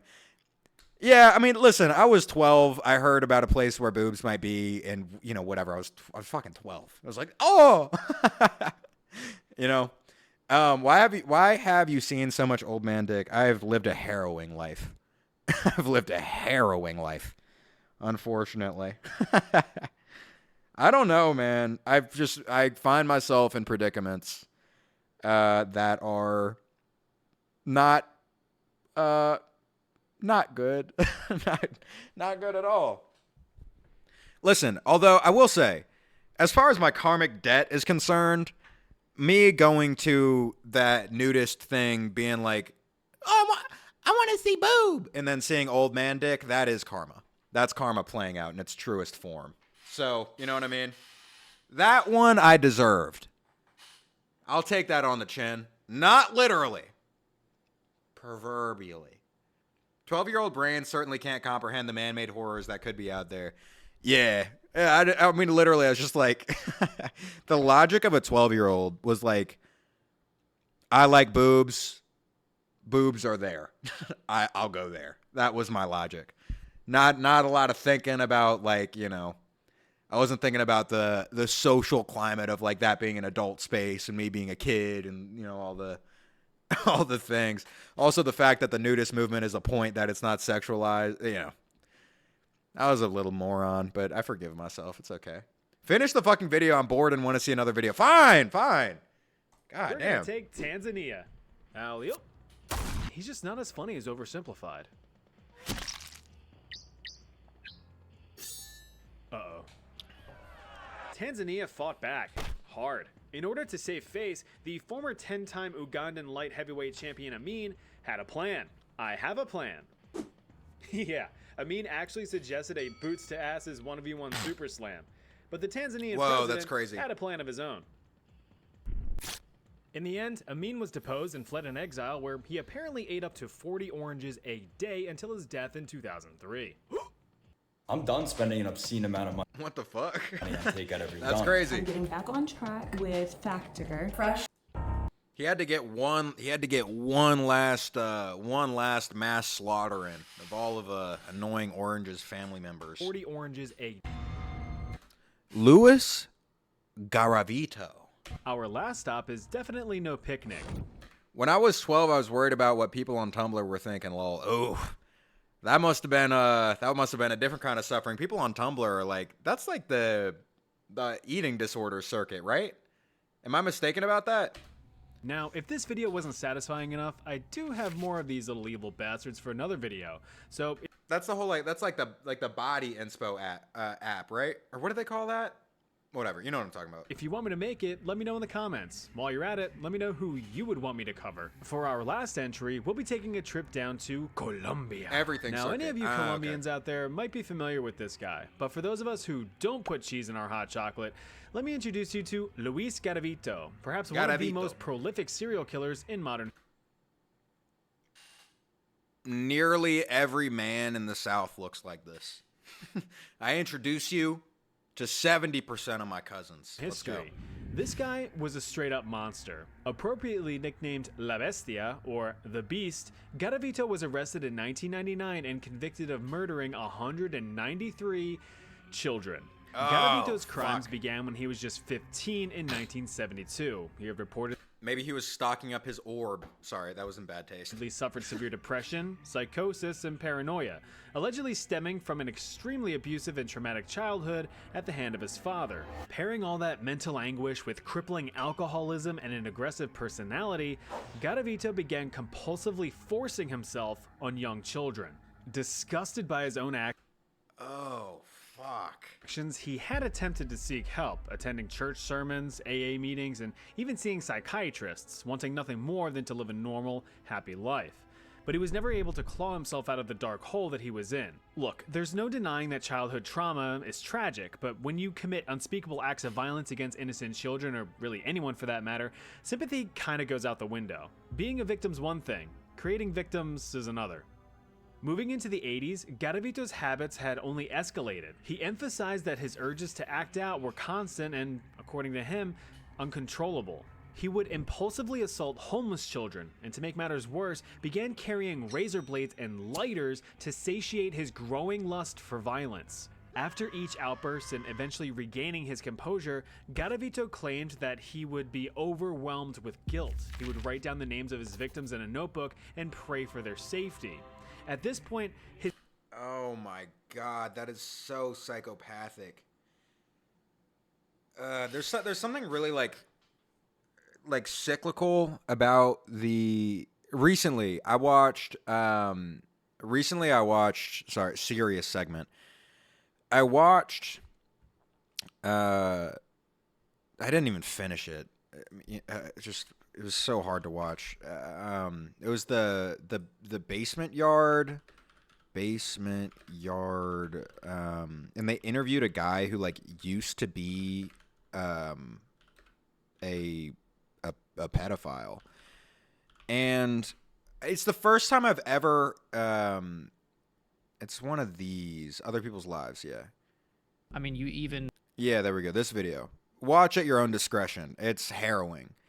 There's something really cyclical about the cycle of guilt that pedophiles seem to experience from listening to the guy that was in this video, where I can't fathom understand or like thinking that you understand how awful what you're doing is and how evil you are as a person, and then still continuing those actions to where like your awareness really only serves as a way to excuse yourself for these terrible actions. Like what I noticed in this video that was like so disgusting, and I'm gonna summarize it in a way that it might be too simple, but it was essentially like, I'm one of the good ones, like, which is such a disgusting sentiment when it comes to pedophilia, to be like, no, I know that I'm bad. I know that it's bad. And that's why I engage in these things, and then I experience, deep grief and guilt, and then I repent, and then I repeat. It's disgusting. It is so hard to listen to. And I don't have anything poignant to say about this, to be honest. Because it's just harrowing. This isn't a thing that there is a lesson to be learned from or something poignant to be derived from. This is one of those things that is just awful and is out there. So it's good to be aware of evils, I suppose, for protecting yourself. But I don't know, if you're interested in understanding the psychology of people like the guy in this video, you can hear one be interviewed in this video on other people's lives. That shit is, God, hard to listen to. Self-awareness and mindfulness only go so far. If you continue to harm while being aware, in my opinion, that's worse. Yeah. Yeah, exactly. Also, people like this, they almost repent as a means to like they talk about these urges as if they are not in control of their actions.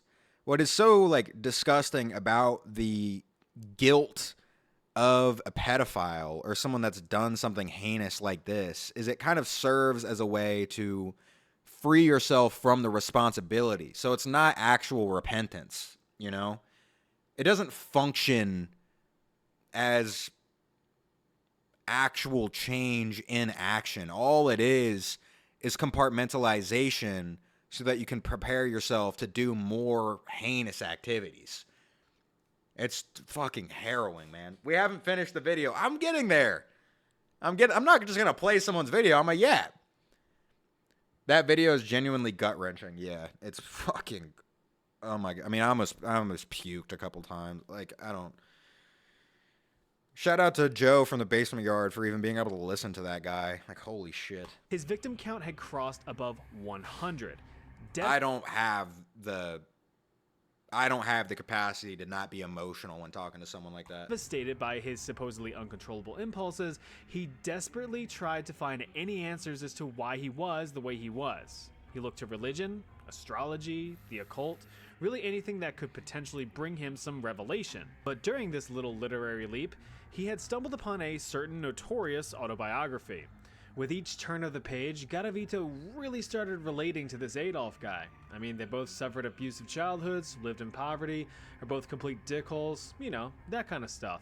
Luis even went a bit further and began idolizing one Campo Delgado, a Colombian serial killer who had publicly murdered 28 people, including his own mother, in the 1980s. More specifically, he admired the national attention that Delgado received and wanted to experience that firsthand. Now, the 1990s is where Garavito really went off the rails. He was now apathetic in his crimes. He felt nothing. No remorse, no sorrow, nothing. With all emotional ties cut, Garavito's actions hit an apex. Across this decade, Luis committed the mass murder and assault of hundreds of children. In disguise, he lured victims into secluded areas in broad daylight where they were assaulted, stabbed, cut, burned, beaten, eviscerated, and dismembered. After their passing, the victims were often placed in dozens of mass graves scattered across the countryside, with some containing as many as 40 bodies. Now, you can't really hide violence of that caliber for long, so eventually the graves were discovered in 1998 and an official investigation was launched. Because of his continued alcoholism, Garavito's work was sloppy. He would often leave articles of clothing, empty liquor bottles, and various belongings at his crime scenes. Honestly, it's kind of weird that it took so long to get caught, but the mountains of evidence did eventually lead to his arrest in 1999. While being interrogated, Garavito confessed to the murder of hundreds of children. Now, of course, in order to prevent the large, sandpapery, unlubed fist of YouTube from giving my butthole an identical neighbor, I of course cannot go into the nitty-gritty of the crimes. You morbidly curious little deviants would have to look that up for yourselves. But I'll say I didn't warn you. In the end, Garavito's crimes rightfully warranted a sentence of up to 1,853 years, and 9 days, in prison. That's pretty great. Except for the fact that Colombian law at the time prevented any sentence from being longer than 40 years. And get this, since he had given a full confession and even helped investigators find the bodies, his sentence was further reduced down to just 22 years, and the Colombian population was pissed. But luckily, in 2021, Garavito's parole was personally denied by the Colombian president, who vowed that he would never be a free man again. And he never was. Luis Garavito was diagnosed with eye cancer and died in prison in 2023. That video was a real doozy, Oh my wasn't god, that dude, holy shit. Holy shit. Looks like you need to clean your mind of all this negativity. So go ahead and click the link below to play. That is insane. Holy shit. Thank God that guy died in prison. My god. Oh my god. I'm excited for the invention of the hyperbolic time changer, chamber, so it can truly let those people sit and fester. God damn, fuck. Mods, put bugs and crumbs in this guy's bed. You talking about that guy? I think we can go a little bit harder for him. I'll let my mods feed that guy to a bunch of dogs. We need to gather some healing potions. We're going to have him be mauled and then healed and then mauled and then healed. That's the idea. This is the type of shit that makes me okay with the idea of castration. Yeah, man. One thing about, like, the way people like this should be treated. Obviously, he deserves the most horrible, harrowing suffering that can be imagined. It does suck, though, that we can't empower our governments to have the ability to do those things to people, because then you know they're going to do them to people that don't deserve it. You know what I mean? That's a shame. Because it lets people like this go free, because, you know, the people in power, like, if they find out that they can, like, really fuck this guy's shit up, then, you know, they're going to turn around and, like, do that to whatever group of people they've decided to hate, whatever type of discrimination they have. You know what I mean? It's unfortunate. It's like that whole, like, death to pedophiles movement, and you're like, yeah, obviously death to pedophiles. But then you have Republicans trying to define trans people reading books to children as pedophilia, and then, you know, that obviously puts targeted communities in danger because they can just slap labels onto things that they deem as, like, deviant content or whatever, and enact these terrible laws on them, which is a shame, which is sad. It protect ultimately those people's hatred for marginalized communities ends up protecting pedophiles, which sucks, because this guy deserves to, like, be atomized. This guy deserves to be atomized while somehow sentient and conscious the entire time. That's, oh my god. Holy shit. Watch my video since I was first in stream, okay? Let's see. Lucky discoveries that made normal people millionaires, okay? There are way better ways to set up legal punishment, but our government is too full of slop buckets to enact any of it. Yeah, I agree. Yeah, like, just because I want to take estrogen, suddenly I'm a creep. Yeah, exactly. I mean, you see that. I don't need to tell you. You're aware of that. Like, the laws they're trying to pass in Texas right now, just like with all the things in, like, the Republican ideology, it's all, like, essentially Trojan horses of, like, bigotry and hatred inside this, you know, inside the body of a bill that is about like protecting children, but then you read the fine lines and it's about like, you know, criminalizing homosexuality in all ways. No, I put something in. What do you mean? Which one? What did you put in here? Let me see. Just let me know. Cicadia 3301. Okay, we have Cicadia. Why did I add an I? We have Cicada 3301, an internet mystery, or we have lucky discoveries that made people millionaires.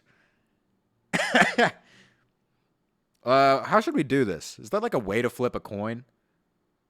Okay. Who are this is between Toki and Sato. Pick a number between Toki and Sato specifically. Pick a number between 1 and 10. Pick a number between 1 and 10. Toki and Sato. I'm thinking of a number right now. Whoever gets closest, I'm watching their video. I love almonds. Watch both. It's about who's first. Okay, Sato has 7.3. We're talking about an order of operations, okay? I have Sato's. Toki. Okay, Toki said 6. It is Toki. Toki wins. I was thinking of 4. This was your video, right? Let me see. Here are 6 of the luckiest discoveries in history that turn normal people into millionaires. All right, people win it. People win in the lotto. Fuck. Yeah, there we go. That's how I make it fair in here. That was a good idea. You know, got a pretty powerful thinker up here. Number 6, the Hand of Faith Gold Nugget. It's the year 1980, and Kevin Hillier was living in a bus with his wife and 4 children at a caravan park in Victoria, Australia. The family struggled financially, and their situation was made even worse when Kevin was injured at work, forcing him to have surgery on his back.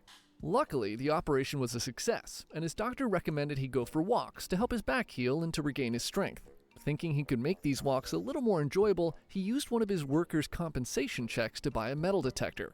Now, Victoria was an area of Australia that actually experienced a gold rush in the 1850s, so who knows, maybe there was some gold Subway still Yuri. left underground Sounds like in the peak. area. But nobody could have predicted what Kevin was going to find, except maybe Kevin himself. See, one night, Kevin had a dream of finding a huge gold nugget. The dream was so vivid that when he awoke, he immediately drew it on a piece of paper and asked his neighbor to sign the drawing as a witness. 12 days later, Kevin and his wife Bep were walking around King Owner State Park, and of course they brought their metal detectors with them. They quickly went their separate ways, searching in different areas of the park. Suddenly, Bep hears Kevin screaming in the distance. Her immediate thought was that Kevin had hurt himself again, and she rushed through the woods to find him. She soon found Kevin on his knees in the bush, crying. He was praying and looked like he'd seen a ghost. In front of him was a hole he had dug, and at the bottom of the hole was Holy a shiny shit. gold nugget. Bep joined her husband on the ground, and they began digging around the nugget, which just kept getting bigger and bigger. When they finally found the bottom of the nugget and lifted it out of the ground, it was nearly 2 feet long and You know weighed what 60 sucks? You know what sucks about people who like find all I had to do was pick a number slightly lower than yours. Yeah, true. Bit of a skill issue. Dude. Nowadays, like since the 80s, honestly, there's been a couple people who have found like artifacts like this that are worth a lot of money. And one of the examples is the largest what is it called? What is it called? Holy shit, dude. What are in clams or oysters? Pearl. The largest pearl ever found. It was worth like $3 million, and the government just seized it from the guy that found it. Doesn't that suck, man? Dude, I'd be so pissed off. They don't let you rock out. You don't have, like, only rich people have the ability to sell these things and then make money from them anymore. It sucks. They robbed his ass, dude. They did him like an executioner. It sucks. Only they let him live. But they did everything else. They robbed him. They took his swag. It's fucked up, man. He was like super poor too. If I remember correctly, he was like a fisherman in it was I think Thailand maybe. He was a fisherman on the coast of Thailand. And he lived in one of those like water houses that are like up on stilts above the water. You know what I'm talking about? It like sits up here. And he went fishing one day and he found the largest pearl that's ever been found. And he was super broke, like could barely feed. He was fishing for his own meals. And he was like, holy shit, my life just changed. No, he didn't. He found the pearl, and then he kept it under his bed for like 30 years. And then he found out how much money it was worth, and then the moment he told somebody, the government seized it. Shit is a bummer. The government will do whatever the fuck they want, unfortunately. Yeah, listen, they're not gonna let a poor guy all of a sudden jump up to be worth like $3 to $6 million. It's unfortunate. One Piece ass take. This kind of is like the One Piece story. All these people made it to Laugh Tale. Good for them. Capitalism will always turn into an oligarchy if your country is designed around empowering the wealthy. The only way it can progress is by continuing to empower him. Poignant. Sick your druid lady on the oligarchs, man. Let me see Elon Musk contorted in ways that only magic can do. Pretty please. I want to be like, what the fuck am I even looking at? This dude's body looks like a Rorschach painting. What the hell? What the fuck is going on? We got to pull an Andrew Jackson and kill the mech again or something. Yeah, like, to be honest, I have no idea how I'd respond. Like, if I found this piece of gold and the government just tried to seize it from me, I don't know how I would respond. Like, are you going to get all gung-ho, like, immediately, just, come and take it from me then, coppa? Like, I don't know. I might be too much of a coward. Plus, like, I don't know then I become, a traitor or whatever. I don't know. I don't know what the move is. Flesh cube? You talking about stumbling upon a flesh cube? What do you mean? If I found a piece of gold and the government tried to take it, I'm moving out of that hoe. Yeah, that's true. I guess you could flee the country. That would probably be the best move. Although I don't know which country would be better to sell gold in. I'd be willing to die for that because then I can go live with my partner. I think Alan's got the best tech. You would flee the country. Elon Musk looks like an abandoned mannequin with mold. Yeah, Elon Musk, I don't know. Elon Musk is built like his chest. How do I describe this? Like, Elon Musk is built like a human robot with like a cockpit in the chest. You know what I mean? Like, his shit looks like it's gonna like open up and there's gonna be a little dude in there like piloting his shit. You know what I mean? What else does he need all that space for? I mean, his shit is built like an obelisk. 50 pounds. They loaded it into their car and drove back to the caravan park, where they waited until the coast was clear before carrying it into their bus. Elon Musk is built like a mech. That's what I'm looking for. No one about their discovery, aside from their kids and a close friend, who knew a gem dealer who could help them find a seller. While waiting for the sale, Kevin and Bep slept with their enormous gold nugget hidden under their bed.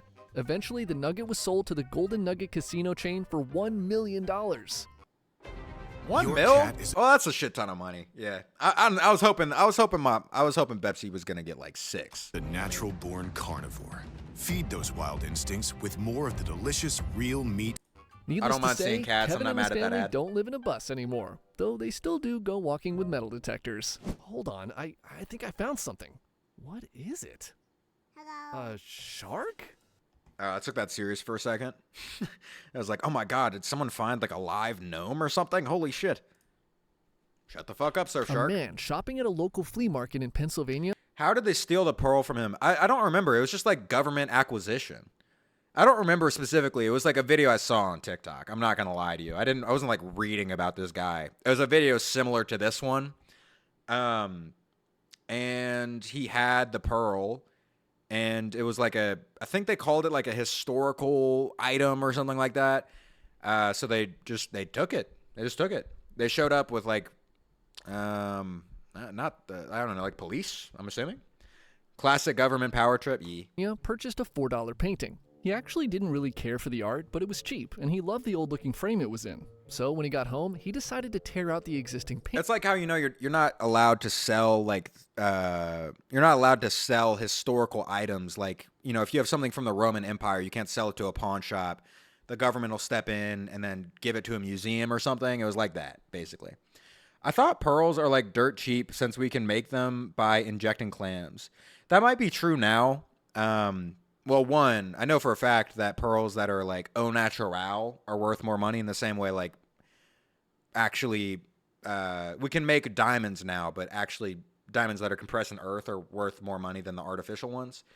And then 2, this thing, like, it was a pearl that was like, motherfucker was a football. Like, big boy. Big boy. The largest one still ever. It weighed like, how much? It was like 13 pounds or some shit. Like, real big. The American government will see something they like, slap an official piece of paper, and take whatever they want in the name of freedom. Painting, and behind it, he found an old folded piece of paper. He unfolded it and found himself staring at what appeared to be a very old copy of the Declaration of Independence.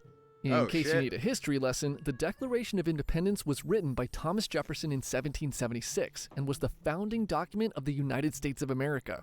The man with the frame assumed it was That's for all y'all that failed second grade history. old, but didn't think much of it and set it off to the side for a few years until one day he showed it to a friend who encouraged him to have an expert take a look at it. The man contacted Sotheby's, a renowned auction house, and when an expert came to look at the man's document, he was shook. See, way back on the night of July 4th, 1776, immediately after the Declaration of Independence was confirmed, a man named John Dunlap rushed to print 200 copies at his printing press, which are now known as the Dunlap broadsides. These are now recognized as the first ever printed copies of the Declaration of Independence. The copy that was hidden behind this $4 picture was in fact one of the Dunlap broadsides, which at the time only 24 were known to have survived. Not only did it survive, it was in pristine condition. The document appeared to have been folded when the ink was still wet, meaning it was possible the copy was hidden in that painting for 2 centuries.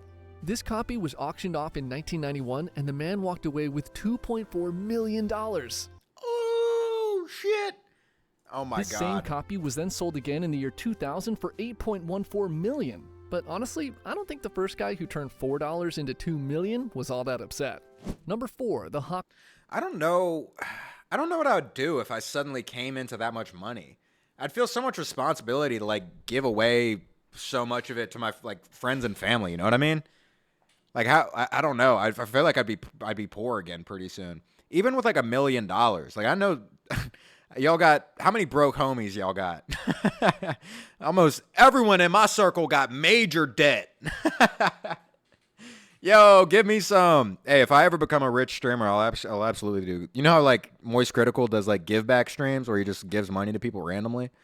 That's the dream. I promise you. If I end up in a position where I have a lot of money in my life, I'm definitely going to take care of myself and my friends and family. But I don't want to live that lavishly. Like, I'm never going to buy a fucking Ferrari. I'd much rather hook some people up. If I had $1 million, I'd have a small house and the rest goes to my best friend. That's kind of how I feel too. Like if I had $1 million right now, I would acquire one. I would pay off all my friends and family's debt and then buy myself a house, maybe make sure I have enough to pay my bills and stuff. And then I'd pretty much be like, I'd be middle class again, like fairly soon. He's going to leave us in the dumps. You already know it. I'm going to get rich, forget about all my day ones, switch up on my family. Like, I'm going to cut my grandma off. I don't give a shit. She tried to make me pay for dinner. I'm your grandkid. I'm your baby boy. I don't give a shit if I'm worth $20 million. Come on now. Oxen Horde. On November 16th, 1992, a farmer named Peter Watling lost a hammer in one of his fields in eastern England. After searching for a while with no luck, he called his friend Eric Laws, who was an amateur metal detectorist, to help him find it. Eric came over with his metal detector and began searching. Eric's detector began beeping, so he bent over to see if he'd found the hammer. No luck on that, because instead he found a scattering of jewelry and gold and silver coins. The two, not knowing what was going on, contacted the local government and reported what they had found. The next day, a team of archaeologists arrived on the farm and began an extensive excavation in the field. Nobody expected what they were about to dig up. A massive pile of treasure from the late Roman Empire was found in the field in what appeared to be the remains of a wooden chest. The team discovered... Look for an ATM from our bank. Pay a small fortune in fees. Shut the fuck BMO up. has more fee-free ATMs than the two. Oh. Little fun fact about me. Speaking of BMO, I entered a beat battle when I was like 14, and the voice actor of BMO was a judge on that beat battle, and he called my beat ass. So technically, BMO of Adventure Time fame thought my music from when I was 14 was very bad. 569 gold coins, over 4 Sub just to watch ads still. What do you mean? Wait, that's super bad. Hold on. I promise I will. What the fuck? What do you mean?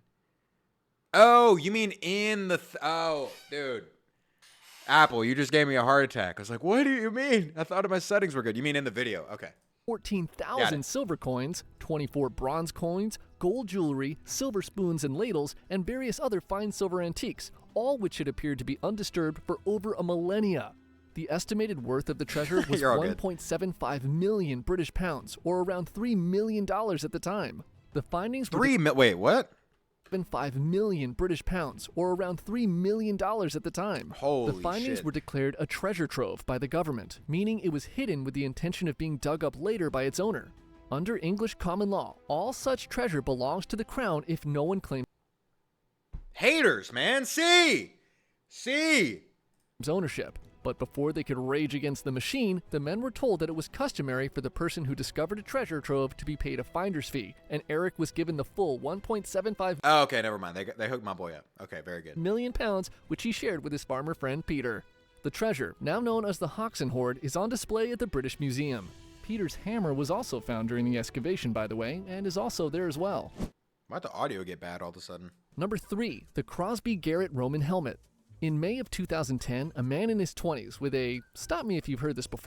At least we know he cares about his subs now. I think that was already known, but now it's solidified. Yeah, that was, dude, I got panicked. I was like, what the fuck? That's like that's the only perk of being subbed. I can't have that. I'm fucking, that would be playing in people's faces. Fun fact, the voice actor of Meowth in the American dub of Pokemon found out they were trans thens to Meowth. Thanks to Meowth. Oh, really? Meowth is like the little cat that like goes along with Team Rocket, right? Am I wrong about that? No, I'm not. Dude, that's hilarious. Dude, whatever path you find to your true self, you can't judge the journey. You made it to the destination. That's hilarious. Relic, I'm going to be honest. I've somehow snaked you into watching both of my videos. You did. I don't mind, though. I mean, I like this guy, so that's okay. 4, metal detector. And they're good inspo for yaps, so it's fine. That's all I need, okay? I'm a streamer. All I need is some shit I can go. That's it. Sato, after this. Northwest England was searching for treasure near an ancient Roman road. Sato, I'm not showing favoritism to Toki. He just won the game. He won the game, okay? You entered the Colosseum. Toki was the gladiator that left, and, that just is what it is. He thumbs down on your ass. It's fine. Road. He had found a few coins in the area in the past, but he'd never seen anything like he was going to find on this day. When his metal detector went off, he dug down 10 inches and discovered 67 pieces of metal that appeared to be folded and placed neatly on a stone slab. He assumed it was an was it like a mold? artifact from the Victorian era, but upon taking it home and searching the internet, he discovered that it was actually... Hold on. I have to use the bathroom real quick, and I also need water. Uno momento.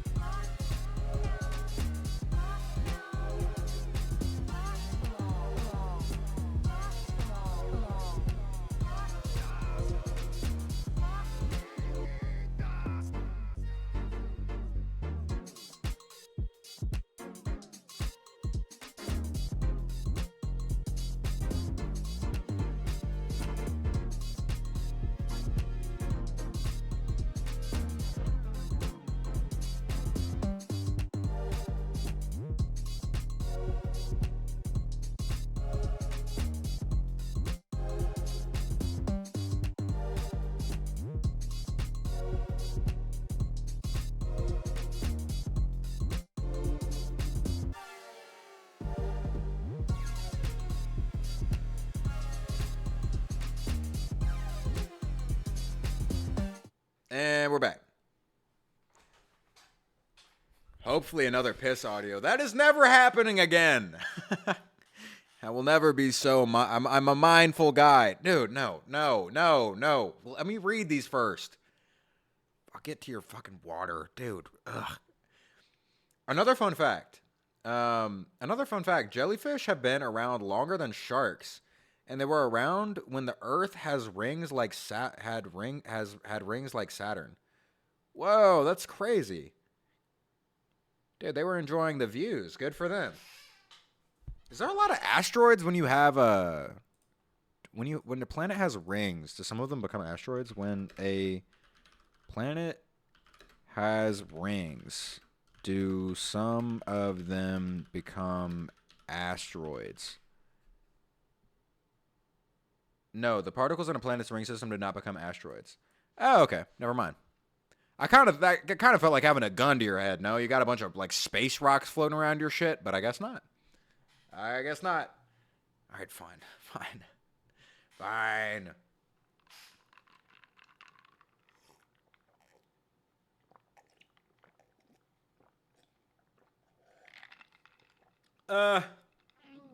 The Earth had rings because of the debris from the moon's creation. You haven't been scrolling Instagram Reels enough, brother. The moon doesn't exist.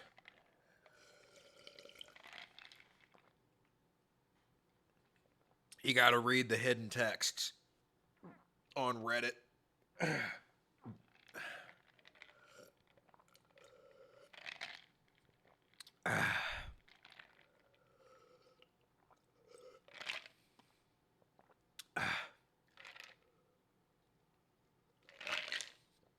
It's a psyop. Earth got divorced. Yeah. Yep, pretty much. They had a little custody battle over the rocks, over the space rocks. Hey, bud, you missed a sip. I grew up absolutely loving space and consuming any and all knowledge of it. My dad's a big space nerd. I mean that in an endearing way.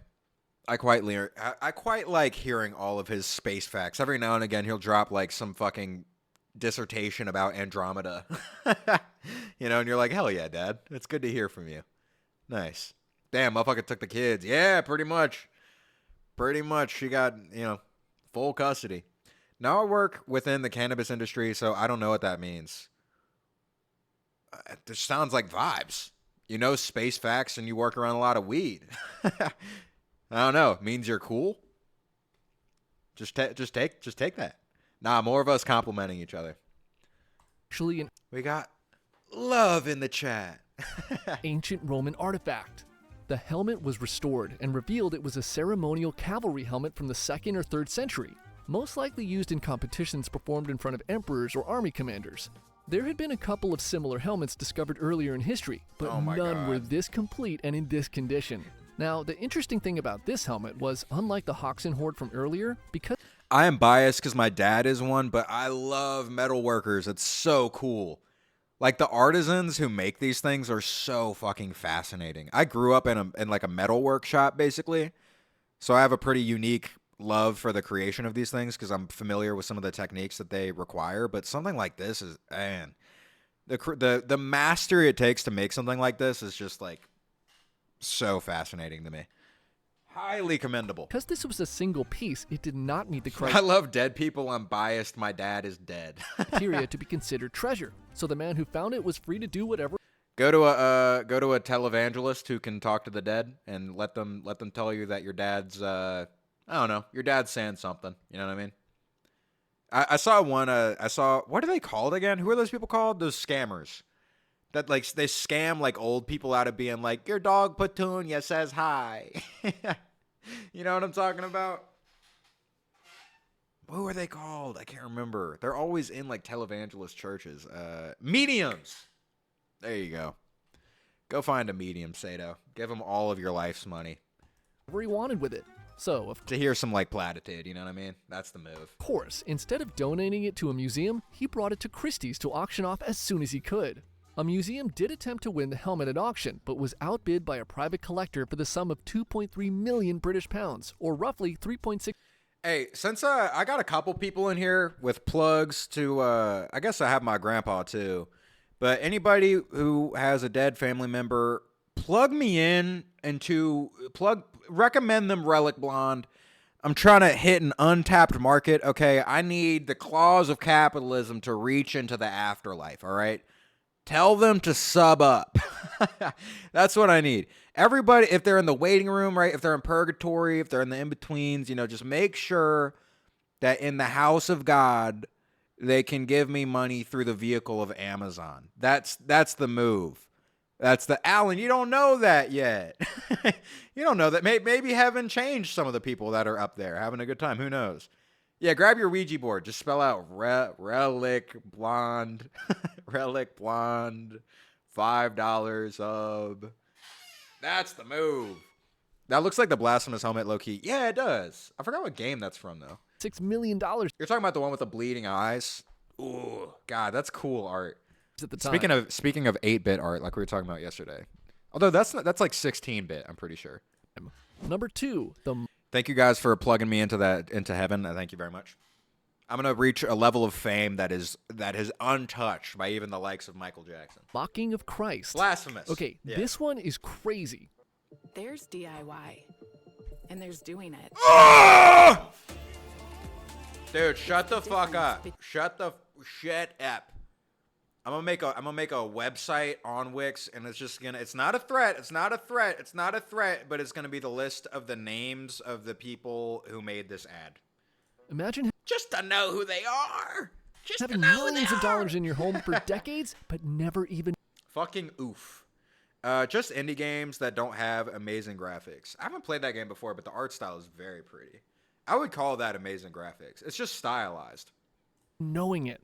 In 2019, a 90-year-old woman living in northern France decided to put her house up for sale and move to another area. She'd lived in that house for decades and had accumulated a lot of stuff throughout the years, so she called a local auctioneer to come over to her home to determine if anything she had was worth selling. The auctioneer, when entering the woman's home, immediately noticed an old painting hanging above a hot plate stove in her kitchen. The auctioneer asked the woman where she got. I've drawn a manga of the Pawn Stars doing their domain expansions. The painting. I can't call that a manga because there's only 2 of them. As it looked very old, and she replied that she had it sold. Shout out to being unemployed. I think that one brought in like 30,000 likes, but that was like 2 years ago. I only had like 100 followers. Long that she didn't remember how. Let's see the manga. Sure. It's old. It's super old. I'd be happy to though. Let me see. Is it in here? I also drew like a whole. I don't even know what's the best way to show this to y'all. Next stream, I'll go over my manga Impractical Sorcerers, which is a one shot of a battle manga about the impractical jokers. That one's a banger. Wait, let me see if I can look up. I guess I can look up my name on Google now, right? Relic Blonde Pawn Stars. No. Relic Blonde TikTok? I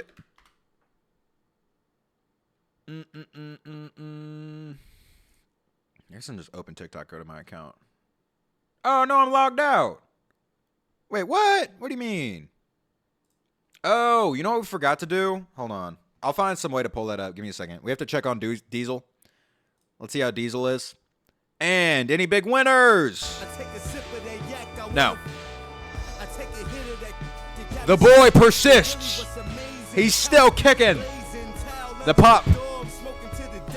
He's got that dog in him and on him. He embodies the dog.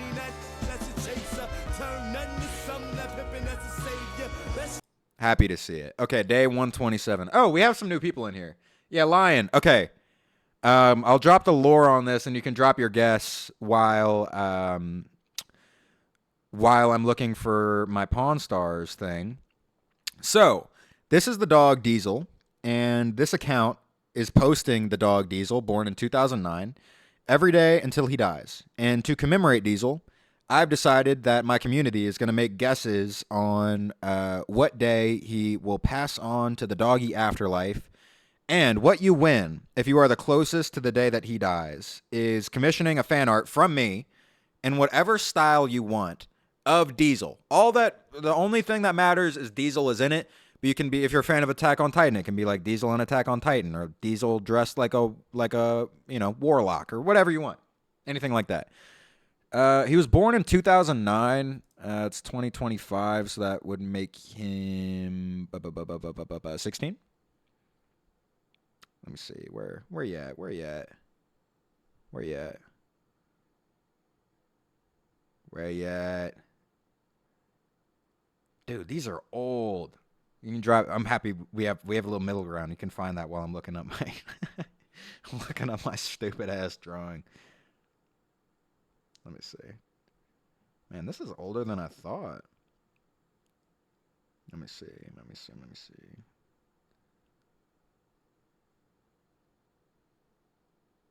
I've locked in what I want the drawing to be if I win. Drop what it is. If anyone has any ideas on what it's going to be if they win, you can drop it. You don't have to hold it secret. It's not like a wish where if you say it won't come true. All you have to do is win. That's the only thing that's required. Oh my god, it's the original Mog drawing. Here's the original file of the Mike Wazowski Mog drawing. That's so stupid. Here's the full body image of the drawing. Show! Focus! Whatever. It's fine. Where are you? It was before all of those. My guess, as someone who worked with dogs, he will grow across the Rainbow Bridge the 27th, 2027. Oh, you have to... Okay, the format we're guessing isn't an exact date. It's a number. Because they're just dating it like day 126, 127. So it just has to be higher than 127. So you said 2027. That's in 2 years. So you think... Let's see. We're on 127 right now. It's like... plus 500, so you think like around like day 6? You think like 600 or something? You got to make a guess in that format. Okay, because I'm a dummy. Where you at? Where?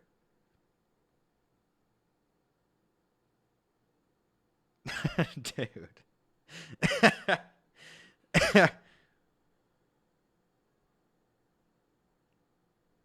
Here we go. Hold on. Let me see. I can send this to the Discord.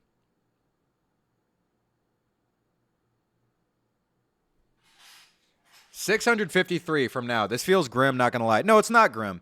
Because this account, Diesel is an old man who's lived a good life, and this is a very cute dog. And I'm not doing this as a way to make fun of Diesel. It is a way to commemorate Diesel. And I'm going to draw this fan art of Diesel. I'm going to commemorate him with art, and then after it's made, I'm going to see if I could reach out to the owner and maybe give them a little piece of art of their dog. That's the plan. I don't think if you've lived a good life, I think death is something not to be taken too seriously. Obviously, it's a serious topic, but I don't think everything about passing on has to be deeply sad. You know what I mean? I'm not meaning this from a perspective of making fun of this sweet little pup. I mean, he's so cute. I'm not making fun of this cute guy. I'm trying to participate. Okay, I'm sending it to Memes and Media. Cookie King draft theory. Isn't Cookie King that guy that's like experiencing a perpetual humiliation ritual? Black Lab, I want to say 145 is 16. Seems to have hip problems, so I'm solidifying 653, okay? Lion is locked in at 653. All right. Lion 653. Okay. And that, I believe that's the highest guess on the board. Yeah, that is. Okay, now we can look at they sent out an order. God damn it. Hold on, give me a second. Well, that's fine. Actually, I'll just click on them in order. I can't scroll through them. Whatever. It's fine. All right. Here is my fucking Pawn Stars domain expansion from like 2 years ago. I don't need to call an expert. I know. This is fake. No! I swear! Domain expansion. Collapsing Pawn Star. I drew this in about 4 hours. All these while watching a Derma stream. So there you go. There you go. Relic, ignore what I sent, bruv. Relic, ignore what I sent in memes and media. Oh, you cooked someone in half sword. That's fine. That's okay. That was a clean victory. That's all right.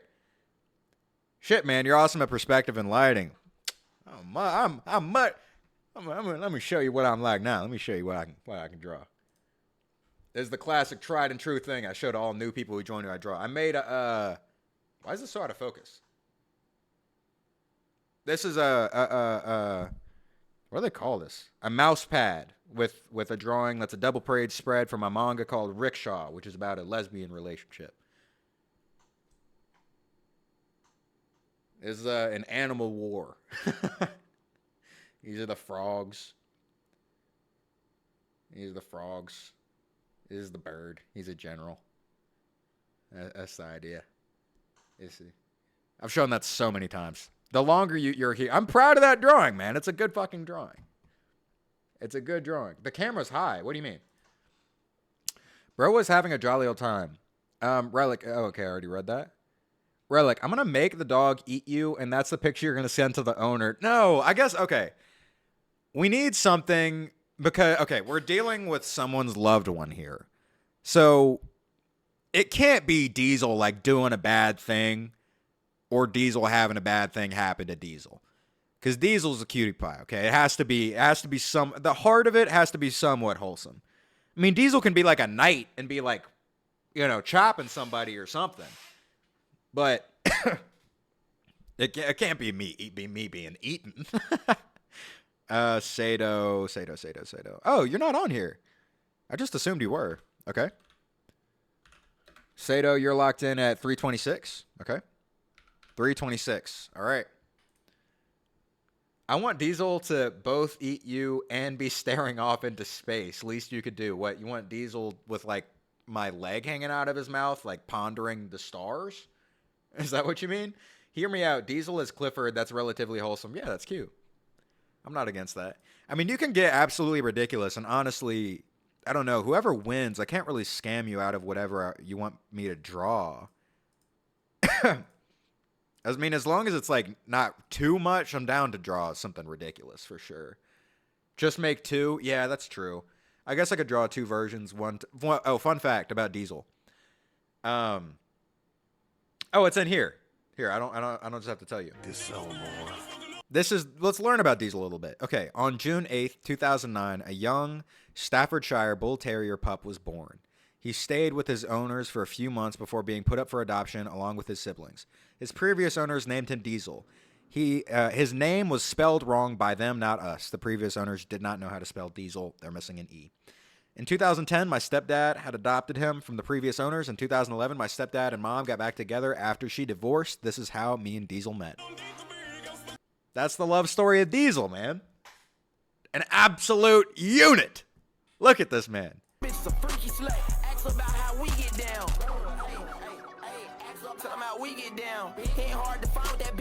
Dude, I love old dogs. Two of my family dogs passed away recently, like in the past 5 months. And I got to watch them in their golden years. And man, there's something so cute about an older dog. They're just so, God, they're so cute. You're going to make Diesel execute a squirrel JFK style. So it's going to be Diesel in a building with a sniper rifle. Is that what you want? Also, back to the video so I can get mine watch. Oh, yeah, that's true. Make it whoever can win has to make a wholesome idea for the owner and anything they want for the one for us. Yeah, that's a good idea. I could do 2 commissions. That's what I'll do. That'll be the new standard.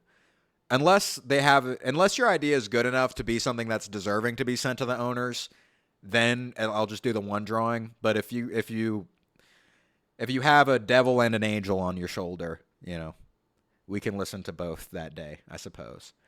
I'm going to make you draw your frog Sona with the wizard stuff, teaching him how to do witchcraft and wizardry. Now that is an idea I would love to draw. I wouldn't just be doing that out of an obligation. That sounds fun. My dog Luna, she's an older gal. She's certainly got a whole lot of life and love in her. Oh, Luna's a good name for a pup. Mine won't be. Okay. Toki's cooking up something straight up demonic. All right. Relic's first Sona is a frog. Wow, I'm learning so much more from it. Yeah. My not by choice though. When I get really high, I kind of look like a frog. Like my eyes get big. And I did a horror stream where I ate an edible and I looked like a frog when I got scared. So now that is my first Sona. Do a stream where you draw so you feel obligated to draw because I want to buy your manga. I'm going to get back to drawing. I'm in the middle of right now I am in the middle of moving and this streaming stuff. And then the main creative project I'm working on is I'm trying to finish this album before I get out of this apartment, which we could listen to on stream. That might be fun. Although I don't want to force feed you guys music. But that's the main project. Then once I get the music done, I'm going to go back to drawing and I'm going to finish up the first chapter of Rickshaw, which should be fun. Doing a drawing stream sounds kind of fun. It also sounds stressful though, because I like to listen to music and like watch stuff while I draw, throw on like Gladiator in the background or something. I'm glad I was a pioneer of the Relic Frog Sona. Yeah, you were. You can own that. It's okay. When I get high, I look like an opossum with mange. Yeah, I don't want to hear your shitty music. Okay, ow. But I hear you. You don't want to hear my shitty music, but I want to hear what you have to say about this stream and what it's going to be. So I will take your recommendation and I will have my mods take it back from me and shove it right up your fucking ass. Joke. Okay, I appreciate that.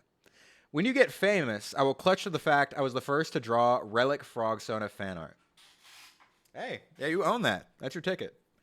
Take this clip. Take this clip to say that you were the inventor of the Frog Sona.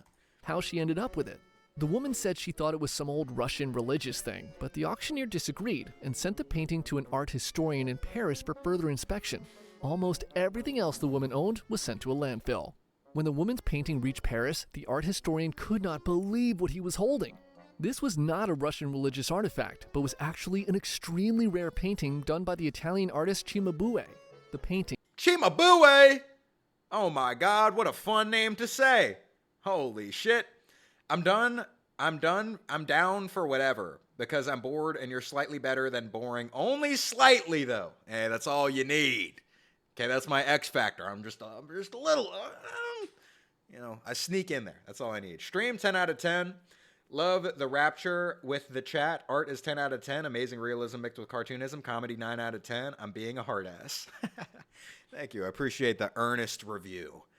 And listen, I appreciate constructive criticism, okay? I'm a child of art school, all right? I'm the eternal student. That's how I plan to live my life. I don't mind a little bit of that. Although I will hold you captive until I make you laugh enough to give me that 10 out of 10.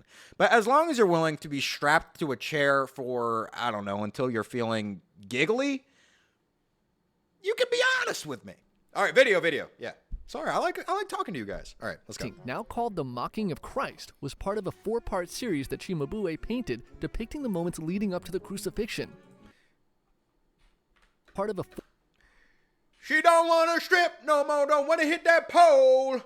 Sorry. 4-part series that Cimabue looks like a stripper pole. Painted depicting the moments leading up to the crucifixion. Oh! Cimabue was a revolutionary painter from the 13th century who had only done a dozen or so works at this size. The woman's painting was put to auction and the bidding rocketed up to 19.5 million. Oh yeah, hop in the Discord. Anybody wants to... I got groomed.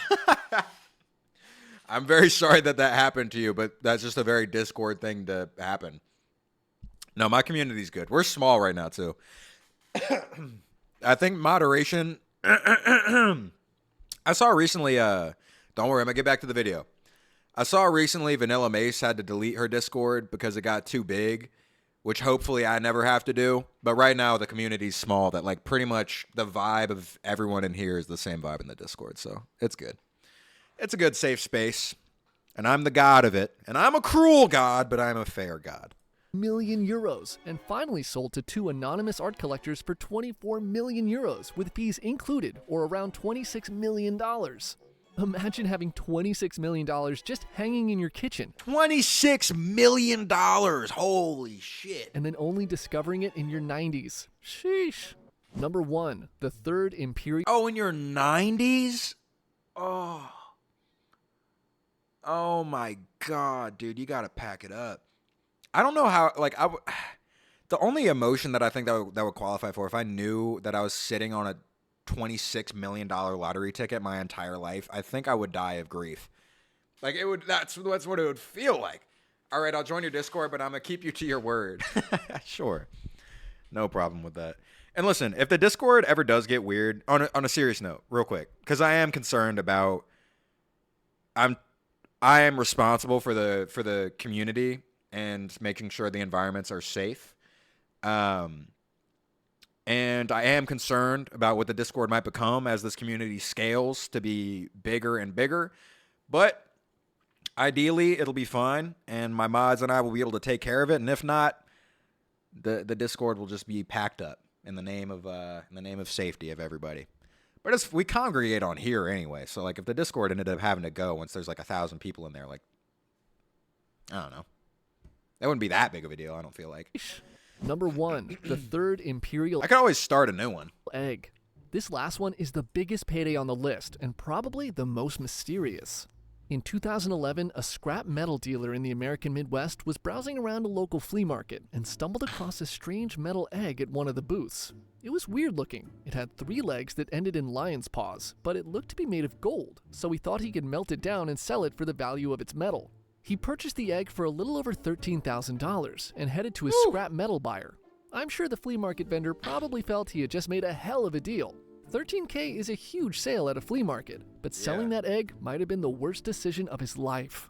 The metal dealer showed the egg to his scrap metal buyer, who said that the price he was asking was way too high. Disappointed and not wanting to take a loss, the dealer brought the egg home, and it sat around his house for years. One day, upon seeing his waste of $13,000 sitting around on his kitchen counter, the man decided to Google the name that was engraved on the egg. After clicking around a bit, he was shocked to find an article with a picture of the same egg sitting on his counter. He took some pictures of his egg and flew to London to meet the man from the article, who was actually an esteemed antiques dealer that's... The British Museum is going to take this guy out back and put him down like a dog, man. Come on. You don't go to Europe? What do you mean? What do you mean? I have no morals. That's why I'm going to make Relic draw a dog eating him. Okay. All right. I'm going to use all my wartime drawings as reference. I guess I'm well trained. specializes in Russian jewelry. I can't help any of that, low-key. I'm a peasant in the Discord. That's true. Listen, you're in the fields with the other peasantry, just making mud castles. That's fine. I'm in the kingdom, hoarding all of the food. It's fine. One day you can revolt and put me on the guillotine. It's fine. Upon his first look at the photos, the dealer knew exactly what this man had in his possession. The dealer describes the moment of seeing the photos as if he was Indiana Jones finding the Lost Ark. He couldn't sleep for days. What this unassuming man from the Midwest had purchased at a flea market was one of the lost Russian Imperial Fabergé eggs. Way back in 1887, Tsar Alexander III commissioned Peter Carl Fabergé to create an Easter present for his wife Maria Fyodorovna. It was one of 50 eggs made by Fabergé for the Russian imperial family. Shit. Following the Russian Revolution, the Bolsheviks acquired much of the treasure from the royal family and sold off much of it to fund their new government. Somehow, through multiple transactions, this incredible artifact found itself on a table at a Midwest flea market. The egg was purchased by the antiques dealer on behalf of a private collector for an undisclosed price, but experts valued the egg at the time of its sale at around $33 million. Hope the Woo! Holy shit! Did you get the money though? The egg was purchased by the antiques dealer. Purchased. Okay. Good for my dog. $33 million. Holy shit. That's insane. As if I I think if I made $33 million out of nowhere, I might become the corniest person alive for like about a month. You know what I mean? I'd start dressing like Rice Gum. Just full on Gucci tracksuits, looking like an absolute bozo. It would kind of be fun. You know what I mean? Like, you ever look at like a lobotomized hype beast and you're like, God, it must be kind of fun. You know what I mean? Just to look that bad, but be like, hey, it has the LV logo on it, so like we're good. Bro, my spare vape just leaked straight up inhaled liquid. Oh! Holy shit.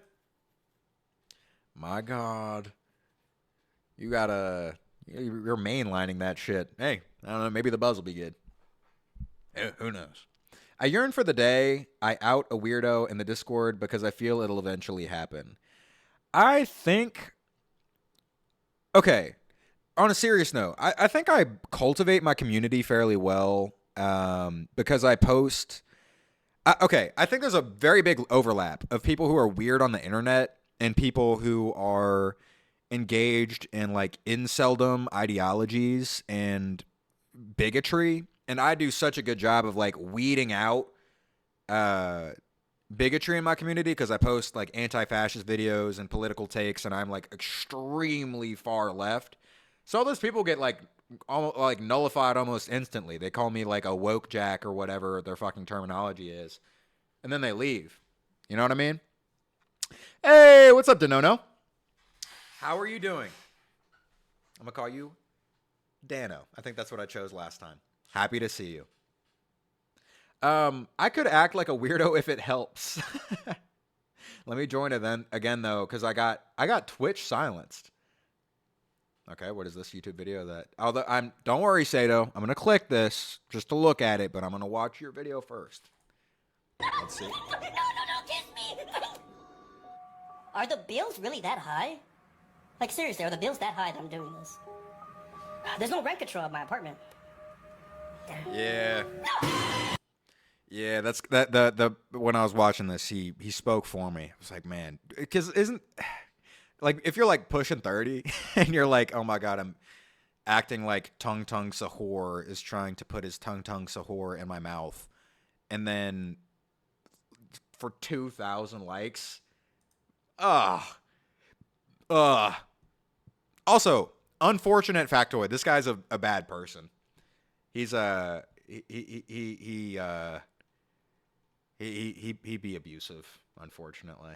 I know, Toki. Some of his videos have made me laugh, but shout out to Nikki Carrion, one of my favorite YouTubers. She does like breakdowns. You'll recognize her from his old videos on YouTube. This girl. She used to be his like cameraman, and they were dating at the time, and they were the first one. They started making those videos together, and she put out like a video on the shit. Yeah, I know. I'm sorry, Toki, but it's good to know. Like, okay, I won't judge you. I don't judge people who still watch and consume art from people who are like bad, but I think it's worth it as an audience to know what a person's done. And yeah, he did like crazy shit to this girl, like insane shit. She put out a video. It's her most popular one. No, I don't know if it's on this channel, but she put out a video talking about the things he did to her in their relationship, and they were like not normal, like not normal at all. So Buddy is definitely a bit of a weirdo, unfortunately. It's sad, but it's important to know. Just join the Discord. Let's go! Thank you very much. Happy to have you in there. Feel free to drop any art or anything you like to make in the creative corner. That's what I frequent in the Discord. I like to look at what folks make. Okay. I want to watch, what time is it? It's 6:54. This video is 17 minutes. But I'm going to talk so much. It's more like 40 minutes. Sato. I don't know if you're still here. I feel like Sato might have left because I held off on the video so long. Also, unfortunately, with how small the internet can be, creepy people conglomerate very quickly. Yeah, I agree. I think I'll kill you. Okay, let's get into it a little bit. You fucking don't watch. Okay, fine. I'll watch the video. I'm pushing it, though. I'm pushing it. I do want to go eat dinner right now, and I do have work to do. This is for you. Fine. All right, we have Cicada 3301, an internet mystery. All right. From Threat of Sato, I'll watch the video. On the 4th of January 2012, a user on 4chan posted this image to the site's infamous B or random board. The anonymous author, who went by the 4-digit pseudonym 3301, challenged users to uncover a message hidden within the image. A puzzle? Hello, we are looking for highly intelligent individuals. To find them, we have devised a test. There's a message hidden in this image. Find it, and it will lead you onto the road to finding us. We look forward to meeting the few that will make it all the way through. Good luck. Unbeknownst to those who stumbled across it, someone had just set in motion one of the most elaborate scavenger hunts the internet So much non-parasocial love to you, Relic. So much non-parasocial love back to you all. has ever seen.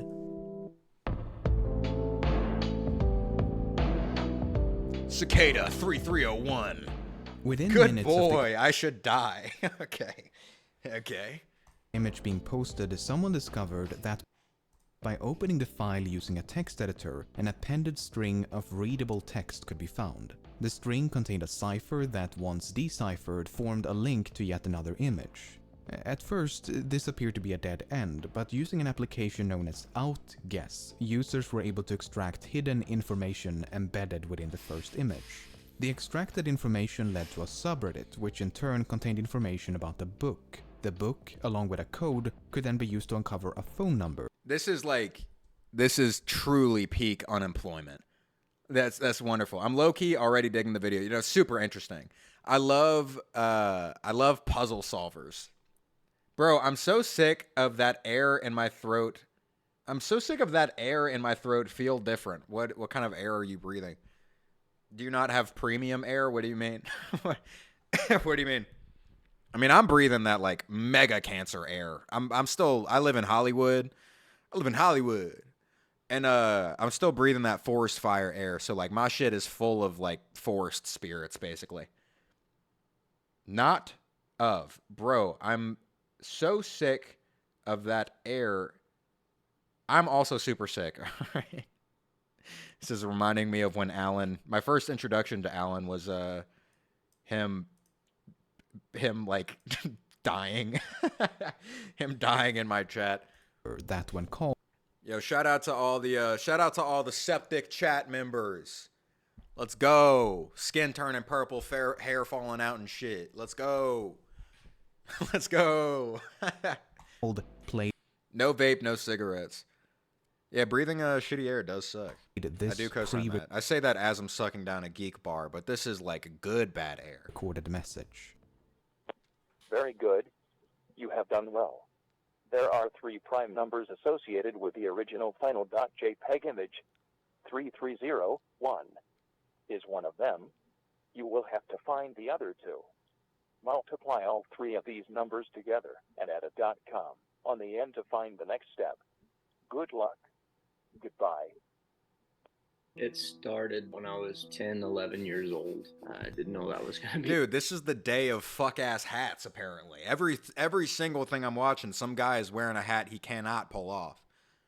This is not working. Justin Kibler, this is not working for you. I'm just letting you know. This hat needs... It needs more man. You haven't earned this, okay? Be the worst How many cows are you wrangling? I mean, let's be serious. thing that ever happened to me. And I found a really good... Can you use, can you use a lasso? Come on now. When is our next gladiator battle gonna be? Holy shit. You're a fan of that series? Nobody watched that shit. I'll make another one. I like making them. I just haven't made one in a while. In church, Are you talking about gladiator loadout? I found a really good path. 3 items. What's the next thing I should fight for my gladiator loadout? I already did lion. What else did I do? Did I do a monkey? I guess I could do a monkey. Maybe I already did that. Elephant. Okay. Be on the lookout for elephant gladiator loadout on my TikTok. By the following day, the initial image had been reposted all over the internet. Oh, yeah, I want to read that real quick. If you're 21 plus and trying to quit vaping, I highly recommend CBG dab pens. Sure, you're still vaping. However, CBG has a lot of studies showing anti-inflammatory effects, which can help heal the lungs, and you're still getting the oral fixation. That's a good plug. We'll see how my quitting process goes after this Geek Bar expires. We'll see how it goes out. After the robot is done coughing in my lungs, we're going to see. Relic egoing me in a time of need. What did you say? Oh my God, I said that so fast. It sounded like an auctioneer. He thinks we are still friends. Like, no, I'm going to be for real with you, bro. Wait, what's the context of that? Oh, shit. My cousin's boyfriend is my neighbor and abusive to her. When they started dating, what do I do? Am I supposed to say like vigilantism? I don't know. Are you Batman? I don't know. You could take it into your own hands, but you could also, I don't know. I'm sure there's legal routes. Who knows? I won't judge you for whatever you do though. I can say that I'm firmly on your side. Yeah, pepper spray him. There you go. Alan with the stab him in the chest. That's it. You know what? I'm gonna answer this earnestly. I'm not gonna turn this into a joke. Anything you do, you have my support. I don't think you're gonna go too crazy, but you know what I mean? Like, you don't have to go to jail for that. It's fine. Mace to the ribs. Maces are expensive. I don't feel like you have do you have, how much do maces cost? Oh, let's see. Let's look up the weapon that you're gonna use on this abuser. Let's see. How much does a mace cost? Mace. Not pepper spray. Mace weapons. Dude, look at that. $37. Come on. There you go. I won't go too crazy. They're pictures, so I might jump him with my friends. Yeah. Okay. This is definitely not TOS, and I'm not trying to get banned. But Toki, you have, in all seriousness, you have my support on whatever you do. Best of luck, brother. Fight the good fight. But that's all I can say about that, because I am on Bezos's website. 12 gauge shotgun. Okay. Let's relax a little bit, because I can't read those things or else I'll get in trouble. And I like going live. Also cosign. Men who hit women are the weakest little fucking shitbags. Fuck that guy. I recommend looking into DV centers in your state or area if you're not from the States. I'll never say anything negative about vigilante work for this specific instance, but I highly recommend getting the person out before resorting to violence. Yeah, I will say that. There's like, if there is a legal route to go, that ultimately is more effective because you could actually get him behind bars. Like, that would be the dream, right? To take him off the streets, because people who have abusive behaviors, it's not singular instances, it's typically habitual. So if you were able to get that guy off the streets, then you're protecting other people for a longer amount of time. It's basically the same thing with those pedophile vigilantes who like beat them up, but they never actually get the pedophiles to go to jail. So it's like, okay, is this like the yearly jumping, and then you get to go back to beating more women and like doing bad shit? It's better just like get that motherfucker behind bars immediately, as fast as possible. If you goon hard enough, you can shoot out like a shotgun. You could start doing trick shots. Well, you mean like, where's the murder weapon? And then you pull your dick out? Like, what do you mean? What do you mean? We tried to do it legally, but he cried like a bitch to the cops, and they believed him. That sucks. He got a fake alibi from one of his friends. Yep, that's the state of policing. That's ridiculous. Put a cork in it and fire it out like a gun when you goon. What, like a pressure washer? My auntie passed due to DV. It is habitual, as Relic says, but if you move to violence immediately before getting the victim out. The victim will face consequences by the abusers, unfortunately. Yeah, as a survivor myself, yeah, that is absolutely true. That is absolutely true. I'm pretty sure, Toki, you said your cousin doesn't live with that person anymore, right? Yeah, also that friend that gave him an alibi, like, what a fucking shit. Oh my god. I don't understand, like, why are you trying to like curry favor with monsters? You know what I mean? Like, as soon as, if I found out any of my friends did any heinous shit, like, I'm not gonna help you anymore. I don't want to know you. I've essentially been tricked into being your friend. I've seen a video of those pedophile catchers, and they threw a pumpkin at the back of his head. Yeah, those videos are always cathartic to watch for obvious reasons, but the unfortunate reality of them is that they're not effective. Case being that some of those videos, they've caught the same pedophile multiple times, who's still around, like, pedoing about in between, like, the, you know, yearly or whatever, like, jumpings by a YouTuber. You know what I mean? That's why Chris Hansen, it was still entertainment, but he worked with law enforcement, so they were still able to go to jail and, like, actually see court. You know, those people, it's like essentially like, what, you know, a YouTuber jumping to a pedophile is like a confession booth. Like, they go in, that's their way of repentance, and then they leave and do more bad shit, you know? It's all about getting the victim out first, truly. Yeah, I agree. That is very poignant. That is not something I would have thought to say. I know he's lying because she called me when it happened, so it's not fake news. No, she doesn't. Okay, good. That means that she's safe. Yeah. I'm not against, like I said, I co-sign what Lion said. I am not against vigilantism, especially in cases like this, and you know, whatever you feel is best. But I would highly recommend trying to find some route, some way to get that dude off the streets. Yo, bro, I cheated on my girl. Give me an alibi. Yeah. I study goonology. I think goonology would be a science. You're more talking about, like, gooning for attacks. You're talking about, like, you're studying, like, goon jutsu. That's what you're studying. You're learning how to, like, implement octopus inking tactics into warfare. You remember that one guy that got decked by the shopping cart? Yeah, I do.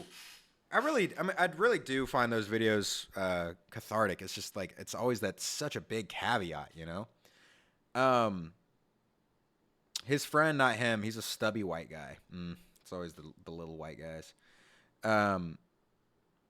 Sending them to jail is low-key better because the prisoners will deadass torture them for being a kid like her instead of a little beating you give them. Yeah, exactly. Exactly. That's exactly how I feel. That's not even how I feel. That's just a fact. Yeah, that is the reality of it. I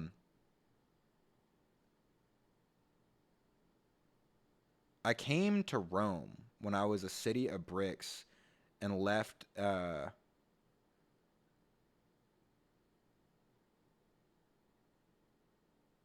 came to Rome when it was a city of bricks, and I left it a city of gooners. Now I'm curious, what jobs have you had that let you work with animals and interview prisoners? Yeah, that is true. That's crazy. Give me 6 hours to chop down a spree, and I'll spend the first 4 gooning to Abraham Lincoln. 4 gooning? Abraham Lincoln. Oh. Sorry, I just thought you had a thing for the top hat or something. All right, I'm going to get back to the video. A growing community of armchair detectives sought to unravel this elaborate puzzle, but no one was quite sure what to make of it. What was the puzzle for? Who was behind it? What happens when you reach the end?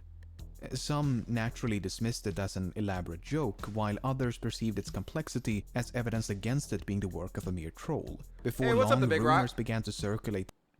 Happy to see you! It's been a little minute. That this could be the work of some secret... I like rage baiting homophobic people like it's a hobby. Yeah, it's a fun practice. ...society or intelligence agency with the intent of I was a dog groomer and a dog trainer a few years ago. When I was in school, I studied sociology, which led me down a path of interviewing prisoners. The main two I'll always remember was a drug dealer and a homeless man. Interesting. At your sociology class, they set up interviews for you. That's cool. I was also a dog groomer. A dog what? Sato. Come on now. Come on now. I was also a dog groomer. Dude, I worked at a dog grooming place for like, I got fired because the owner was washing a dog in like a bathtub. But it was one of the ones that's like, how do I tell this story? The owner of the establishment that I worked at was washing a dog, and you have a collar around its neck with it hooked up to the side of the tub so it can't jump out of the tub. And this one was raised up maybe like 2 feet from the ground, so you don't have to bend over. It's for like back pain. So it's like the dog's right here and you're washing right here, right? And the owner walked away to the front desk to like talk to a client or whatever. And the dog jumped out of the tub with the rope still around its neck, and it almost hung itself. Or it did, and then I went and picked it up and saved it. And then when I told the owner about their negligence and was like mad at them, because it's like, dude, you just let a dog hang itself. I got fired a week later. Oh, shout out to employers, for real.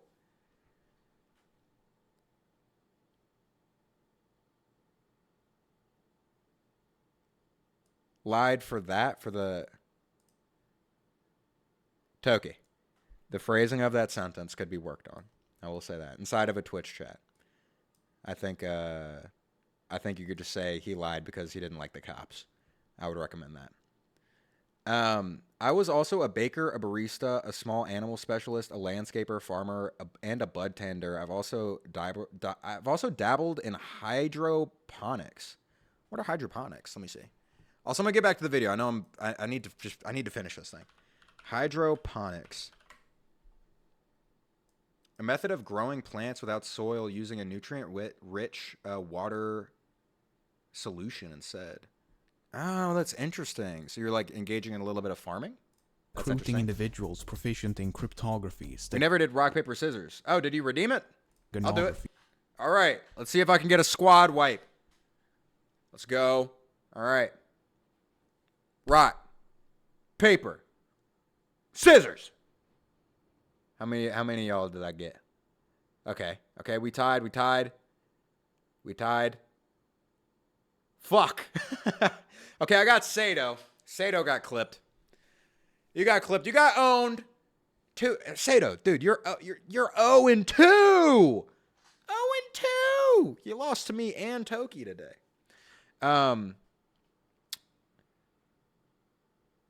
He's the abuser's best friend.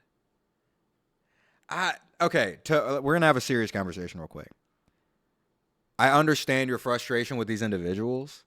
However, cops are incredibly racist. And the POC card, I take issue with that. I take issue with the phrasing of the POC card. Just in general, I would rather not have that in my Twitch chat. I feel like it's not. How do I say this? That's like a gateway drug. Like if I allow that, then it'll spin on to more shit. You know what I mean? Like people will start being brazen because people who use that terminology. Not saying there aren't cases where people use cultural positions to justify certain actions that are immoral. I think that is true. However, that is just one of the words that, if allowed in my community, will bring in more people who use that word in a context where it's not justified. You know what I mean?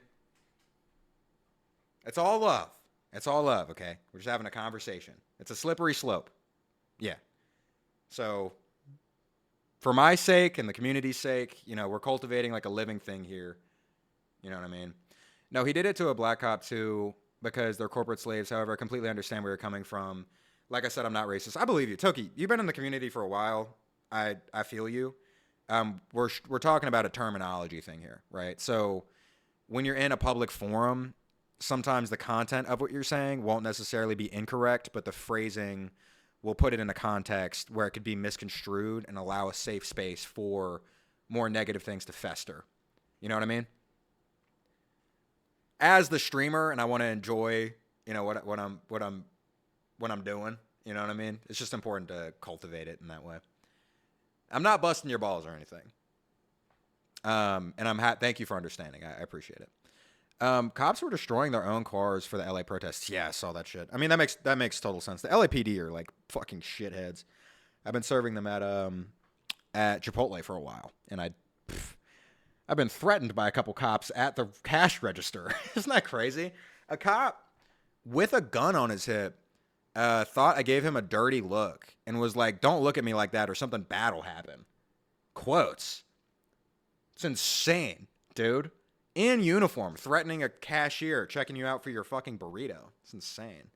I don't think I'm ever going to forget that. That happened like the month I got hired, too. It's crazy. You're right. I just couldn't find the proper words for it. This is why I shouldn't have failed all of grade 3 through 8. Well, yeah, there you go.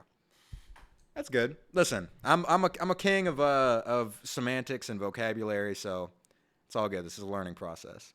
Oh, the wizard hat. Yeah. Gotcha. 1 second.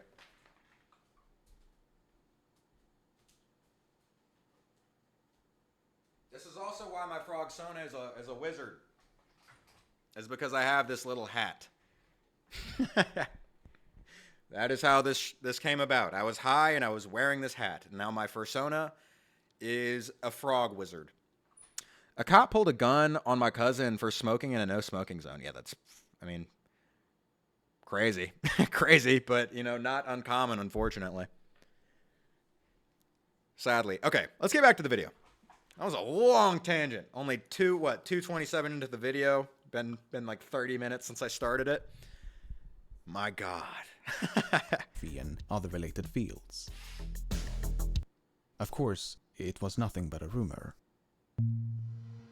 The 2 missing numbers mentioned in the recording proved to be the dimensions of the original image. After multiplying the width and height with 3301 and using the product as a web address, users were taken to a website.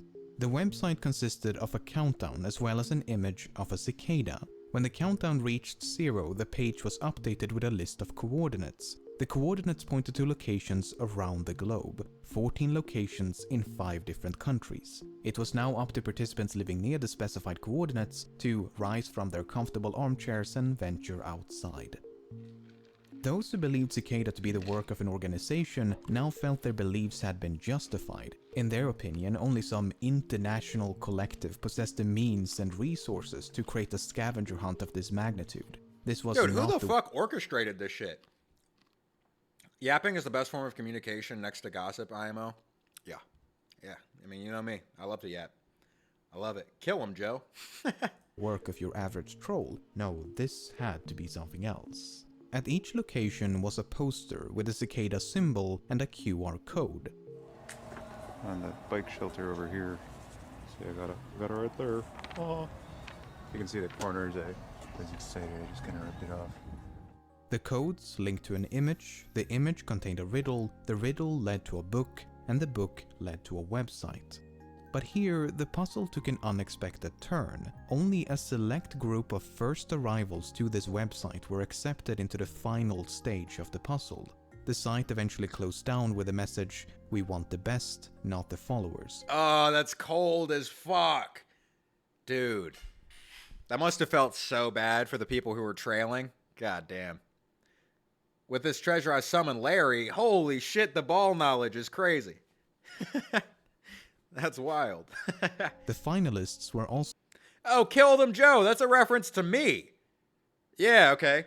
Yeah, I was talking... Dude, it's funny you're saying that. I was talking about Impractical Sorcerers earlier this stream. We're gonna go over Impractical Sorcerers next stream.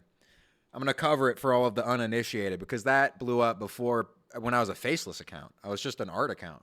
Also warned not to collaborate with others nor to share the details of this I gotta bring in the uninitiated. Private stage of the puzzle. Well, given that we know this, it's safe to say that not everyone heeded that warning.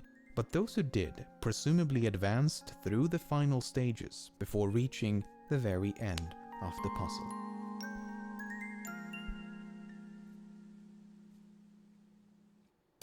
This weekend, celebrate the American spirit with dog sports. AKC Fastest Dogs USA Saturday at 1:30. Wait, hold on, I'm kind of interested. Eastern, and the AKC Agility Championship presented by Tractor Supply. Relic stream pulling up to this. Shout out AKC, Fastest Dogs USA. Let's watch some dogs jump through a hoop. After nearly a month of silence, an image appeared on the subreddit announcing the conclusion of the puzzle, and just like that... What? Hold on, real quick. Before this video is very good and I'm very interested. Do you... okay, if you went to like a dog race like that and you just brought a steak and you like completely fucked up the race by just throwing it in the middle of the field, do you think that they would kill you?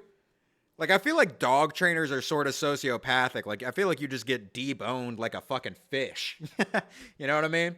You just pull up with some pork chops, throw it right next to the course. Yeah, because gambling, exactly. All of a sudden, it would, like, all that would be a normal, like, you know, congregation of people watching some dogs race, and all of a sudden it would turn into World War Z. They're just passing around your fucking fingertips, gnawing on them. Relic gets publicly executed for disturbing a dog race. I really think that's what would happen. You pull up with some raw meat. Yeah, true. They would make me the meat too. I'd just be more fuel for their pups, I guess. The hunt was over. Cicada had supposedly found the highly intelligent individuals they were looking for, and whatever happened to them is a bit of a mystery, but more on that in a moment. The complete lack of an explanation was perceived by many as confirmation that the puzzle had been nothing but a wild goose chase intent on wasting everyone's time.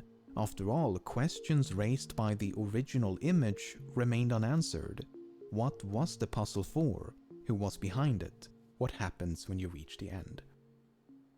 However, as it later turned out, this was only the beginning.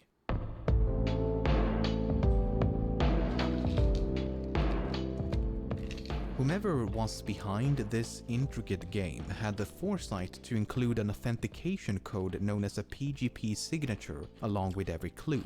This allowed users to It was a review of a manga called My Little Sister Can't Be This Cute. Abysmal dog shit. Good God. You know about that manga that's about like the dude's like wife who got reincarnated as like a kid? Man. Something about like mangakas, they just discover like new like dude, they discover like new strains of pedophilia. I don't understand how they do it. It's really disgusting. I love so much manga. I mean, manga's like and anime are probably my most consumed art form. But oh my God, dude, some of the cretins out there. Jesus Christ. Verify that an image or message was actually from Cicada, as opposed to some imposter seeking to derail or hijack the puzzle. Cicada had repeatedly warned of such false paths and insisted that any message lacking a valid PGP signature should promptly be disregarded. That's why this image, posted exactly a year and a day after the first, provoked such a frenzy. After a year of lackluster imitations, this image finally matched the official PGP signature. Cicada was back, and it was time for round 2. The second puzzle was not too dissimilar from the first. The image enclosed a message, the message led to a book, the book produced a link, and gradually the puzzle unfolded. At one point, a recording titled The Instar Emergence was uncovered. I was thinking it's fake. Nope, it's real, and they get married at the end, I think. Oh! Wait! Big update! Big update! Hold on. We're gonna get back to this in just a second. This isn't gonna be a long tangent. Fun fact about my content creation journey. My first video that got really big, in a streaming sense, was me making fun of my coworker for being a big fan of Rent a Girlfriend, and which is a terrible, abysmal dog shit manga. Truly one of the worst things ever written. And dude, Rent a Girlfriend is 400 chapters, and it's about a guy who rents a girlfriend and he falls in love with her. And 400 chapters deep, the manga, I'm pretty sure, just ended and he got rejected. Dude, it went nowhere. It's so funny. Everyone was like, no, trust, it'll pick up. Like, it'll get good eventually. Dude, I watched the first, like, fucking 15 episodes of this anime just because I was bored one night. I'd eaten an edible. I was like, I want to watch some dog shit. And this was so bad, it made me mad. Like, when I die, I'm going to be like, God, that 2 hours that I could have spent not watching this shit. Oh my God, this is the worst thing ever. But anyway, big update on Rent a Girlfriend. The guy got rejected. 400 fucking chapters in. So funny. So funny. Absolutely delightful. First video I ever saw of you, and you were saying, I can't be friends with a gooner. Yeah, I think that's the same video, right? Yeah, it is. No, it was cuck propaganda. That's what I said in that video. Best believe that video is in my favorites still. Thank you, I appreciate it. The owner falls in love with her, makes nudes of her, and didn't want her to be with anyone else. Yeah, I saw that. The guy, the author of Rent a Girlfriend, rents out like office spaces, or no, like he rents out like homes, and then he draws her, and he takes pictures of it, and then he draws her in the house as if they were a couple. It's fucking crazy. Yeah, I know what you're talking about. I know what you're talking about, Toki. That's, yeah. I stand by my anti-cuck propaganda. You'd be surprised at how pervasive that shit is. Man, we're not letting it happen. We're not letting the cucks. No, we're not letting them do it. They're trying to slither their roots into everyone's minds. Nope.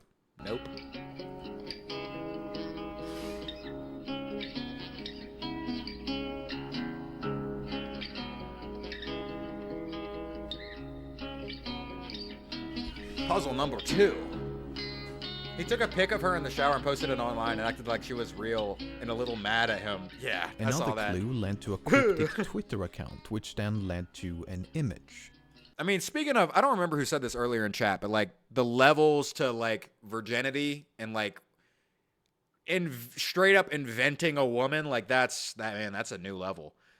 The image proved vital to the progression of the puzzle, but the inclusion of this runic alphabet would remain a mystery for quite some time. Much like the first puzzle, the second swelled into the physical world when a list of coordinates compelled participants to once again take to the streets in search of enigmatic posters. This time it was 8 locations in 4 different countries. But eventually the trail went cold once again.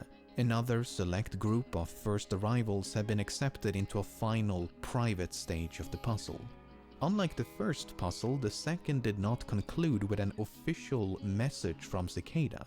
The trail merely went cold, and Cicada vanished once more, leaving us no closer to an explanation. However, this was still not the end. Welcome. Mods, we have another video game. Cast the devs into the dev acid vat, pretty please. Pretty please. All the awesomeness of a roguelite. This sounds cool, but feels like rinse and repeat CBH. It seems like the second puzzle was kind of like a fart. That was like nothing. They just made him do the same thing again. Maybe they were like fraud checking, like seeing if it was a fluke. Worse than Chainsaw Man's author acting like a little girl. Oh no. Fujimoto did that. Fujimoto's like one of my goats. That's a shame. I mean, Fujimoto's like a freak, though. He like, when his goldfish died, he ate it. He was like, I don't want to flush this thing. I have no way to commemorate it, so I'll just consume it. Like, that man is insane. The only video Fujimoto has ever posted, who's the author of Chainsaw Man, is a video of him earnestly trying to levitate for like 13 minutes. That man is insane. I highly recommend using Firefox for an ad blocker. Would they like block ads on YouTube videos, like pre-rolls and mid-rolls? I would do that. He has a Twitter account where he's a little girl. Oh. God. See, now you're doing to Fujimoto what I did to that influencer guy earlier. That's a shame. Although part 2 of Chainsaw Man's kind of a mess, not gonna lie, so whatever. Just get Opera GX at this point. I would get Opera GX, but I don't like brands that pretend to be people on Twitter.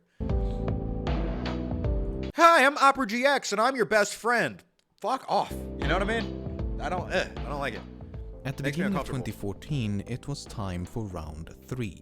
It is a good Once product, again, though. the image enclosed a message, the message Hashtag led to a ad. book, the book produced a link, and suffice it to say, it was more of the same. Except this time, the puzzle seemed to revolve around a strange book. The book was titled Liber Primus, meaning first book in Latin, and was evidently written by Cicada.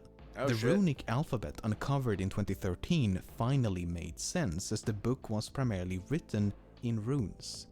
Even so, the meaning of the translated pages were cryptic at best. The book consisted of various philosophical and ideological ideas and appeared to be their manifesto. Many have since compared the strange writings to that of... Let's read this. Okay, what's the manifesto? Most things are not worth preserving. Adherence. We follow dogma so that we can belong and be right. Or we follow reason so we can belong and be right. There is nothing to be right about. To belong is death. It is the behaviors of consumption, preservation, and adherence. of a cult. Okay. Nevertheless, the book also comprised Bye-bye. Who's going bye-bye? a myriad of... Who's Pat God? Isn't he like some... Isn't Pat God like a 40-year-old guy who pretends to be like 20 or something? And he's like mean to people? I'm pretty sure that's his whole clues thing. and codes. For example, this page advised participants I'm to like seek out a 90% sure. website on the deep web, but the site remains undiscovered. Another page led to a website containing yet another recording titled Interconnectedness.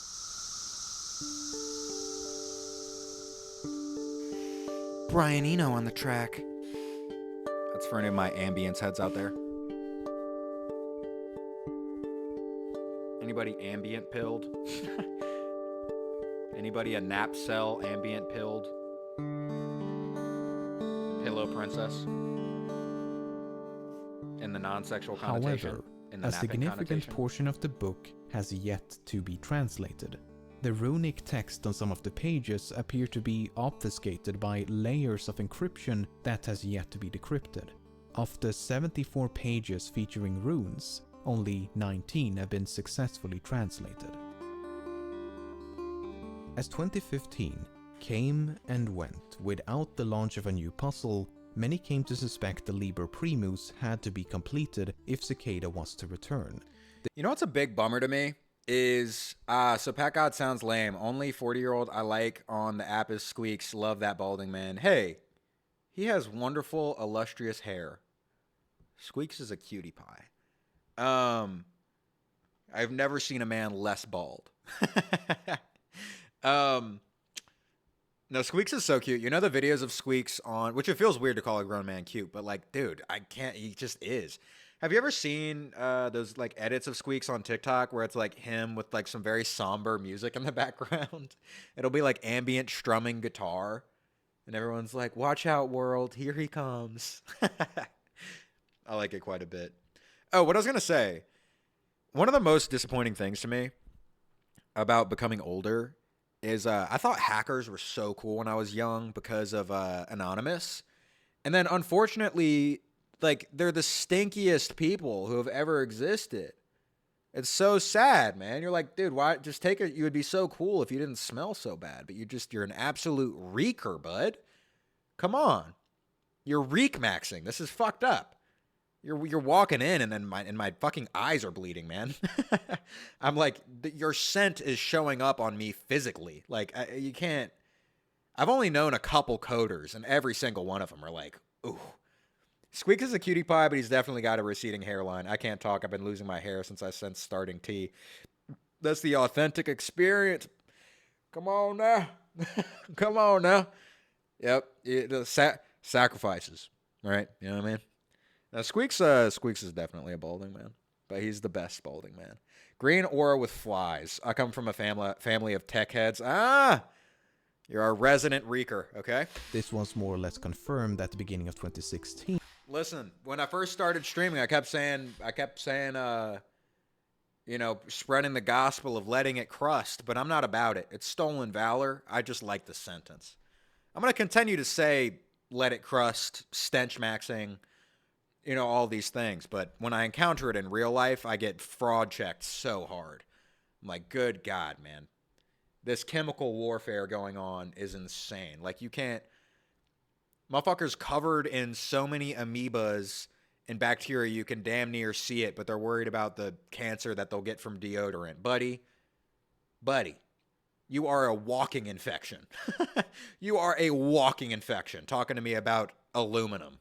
And for a resident British person, aluminium. Cicada encouraged a re-examination of the book. Shout out to More Apple. than 4 years have now gone by with minimal progress and near complete silence from Cicada.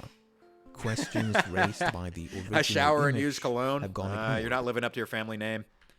You're not living up to your family name. 4 years have now gone by with minimal progress and near complete silence from Cicada. Questions raised by the original image have gone ignored. What is the purpose of these puzzles? Who's behind them?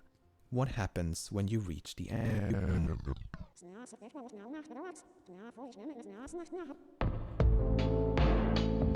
Shout out to the random sim monologue.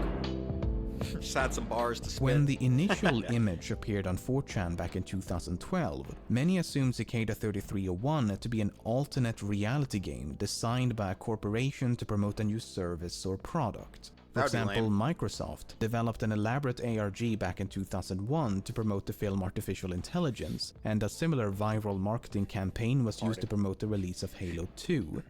But the release of subsequent puzzles and the complete lack of commercialization has more or less eliminated that possibility.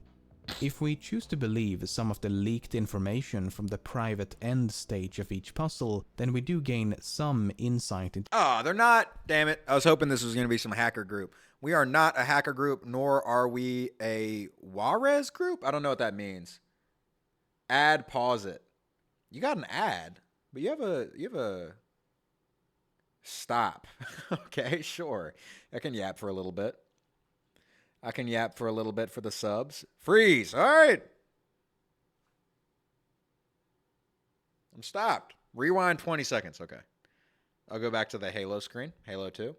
Rewind 40 seconds or something. Okay, we're back. All right. And the complete lack of commercialization has more or less eliminated that possibility. We love your yap sessions. Thank If we choose to believe some of the leaked information— I would be very concerned if when I started talking, you all went, "Oh, brother." The whole point is me talking. I hope I'm not completely boring. From the private end stage of each puzzle, then we do gain some insight into who this group might be. For example, at the end of the first puzzle, finalists supposedly received this email.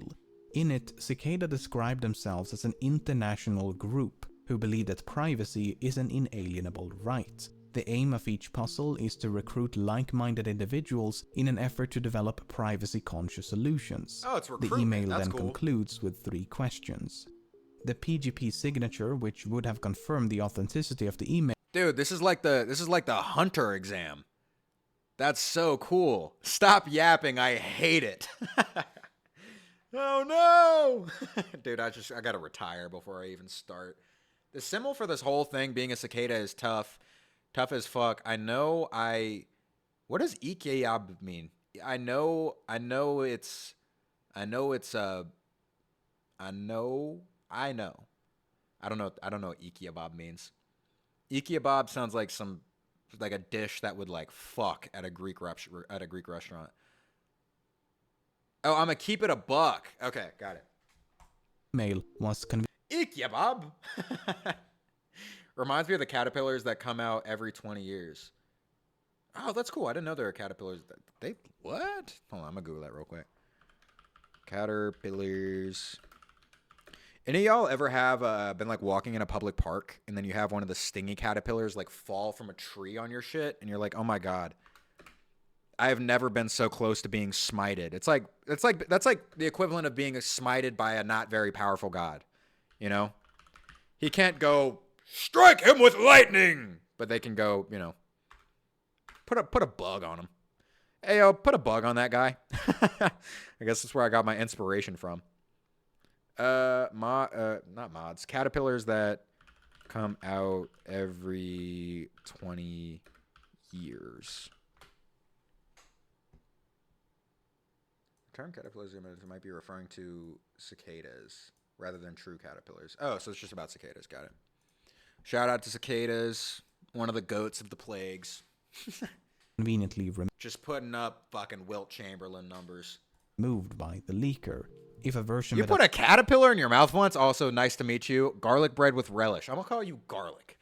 I'm gonna call you Garlic, the enemy of Marinera's favorite monster, who's not in chat today. But we have a resident monster fucker named Marinera, one of the OGs, and she loves vampires. So she might take issue with your name, but we'll see. Cicadas are the worst things on Earth, and it's not even close. I've never lived in a biome where there's like a lot of cicadas, but I do enjoy. So I can't speak to how annoying they are dealing with. Like I think they fuck up crops and stuff. But man, I like that they leave their shells around. Isn't that fun?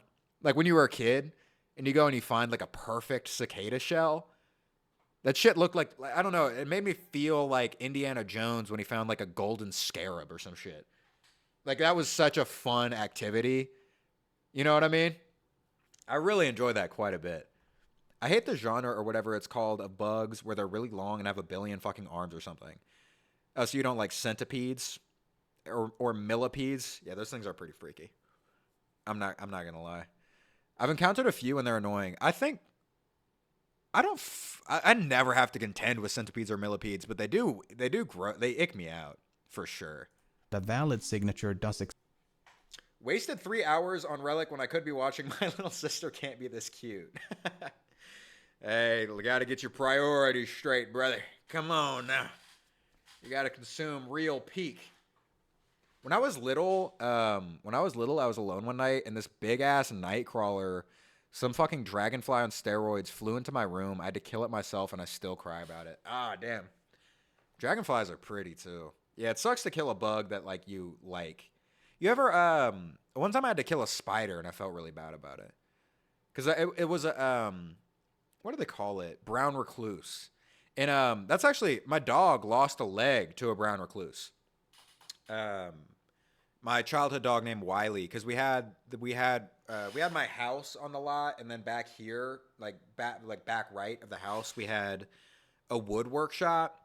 And if you don't know, brown recluses gather under stacks of wood. And I guess also not everyone knows what a brown recluse is. They are brown spiders, and when they bite you, it like rots the flesh. It's crazy. Like if you see a bite from a brown recluse, it looks like a zombie bite. Like it looks like the infection spreading. Anyway, my dog got bit by a brown recluse, and we noticed too late. Not me, my dad did. And I ended up having a 3-legged pup for a little while. Motherfucker still jumped though. For the initiated, when he lost that leg, he was still jumping and headbutting people in the balls when they came through the front door.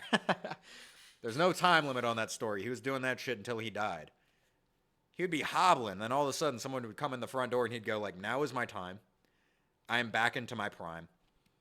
And I'm gonna pop this guy's nuts, man. I am the nutcracker." Brown recluse and wolf spider are not to be fucked with, and the fact that they have the color pattern of an OK spider is insane. Yeah, you would think for survival reasons that they would have evolved to be more distinct, like a black widow. But brown recluses are like the most deadly, and they look incredibly innocuous. Little vocab, innocuous. Google it. I had a client as a dog groomer. He was a 2-legged mutt. He would stand right up and go for hugs when he wanted loving. Oh, that's so cute. Oh my God. That's adorable. I love when dogs do that in general, but oh man, that's so cute. I also like the dogs that have like little like wheels, you know what I'm talking about? Or they'll be like missing the back legs. You ever seen the news clip of like the pig that's named like Bacon or something? And the reporter keeps laughing because they're trying to talk about bacon, but he just keeps fucking gunning it. like just racing, like motherfucker had somewhere to be. Like Bacon was running like he was being chased. Bacon was running like he was about to be turned into bacon. I want to own a Black Widow crazy bad. They look cool as fuck. They are very cool. But they are high. I mean, you know this. Everyone knows this. They're highly, highly, highly poisonous. I don't know that I ever want to own a spider. I think I'll always just stick to dogs. Maybe a cat later in life. Even like specialty animals like because I owned lizards when I was a kid. I had a leopard gecko, and it was not It was difficult to take care of. My Dress Up Darling is peak. Peak is a stretch. It's okay. I read the My Dress Up Darling manga just one night when I was really bored. I was super sick. Or not one night, over a series of nights when I was sick. And it's okay. It's okay. The later chapters are better than the earlier ones because it starts off as like very much like Gooner content. Yeah, it's the definition of fan service. Yeah, it starts off as like very much Gooner content, but the later things are like okay once it becomes more normal. I saw a funny picture of a two-legged chicken nugget looking dog from a while back, and you just sparked that memory like a sleeper agent. You got activated. Okay, Alan is going to be hunting senators now. The activation word has been said. I saw it in real life at the vet when I was getting my dog looked at. He was so funny. My favorite shop as a dog groomer was a shop that specialized in dogs with disabilities. I had an autistic doodle that was the sweetest. Would pick up each paw with whichever paw needed trimming. Aw, that is cute. Also, I didn't know dogs could be autistic. I guess that makes sense, though. There's no reason that would be specific to human beings. I guess dogs could be born missing chromosomes. That's interesting. I wonder if I've ever met an autistic dog. I don't know enough about dogs to be able to discern the difference, honestly. I want a cat so fucking bad. Yeah, cats are cute. Apothecary Diaries clears My Dress Up Darling. I haven't watched either one. I mean, Apothecary Diaries is like top 3 all time for me. I love that shit. Don't spoil. I'm kind of into it. What, My Dress Up Darling? I won't spoil. I mean, there's not really anything to spoil. It's just a class. It's just like 1-to-1. If you've read another romance manga before, it's the same. It's the same thing.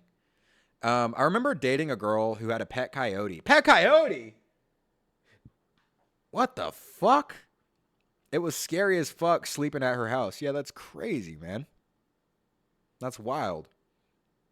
I'm not trying to hang out with coyotes, dude. Call me the Roadrunner. That's insane. That's an insane activity, dude.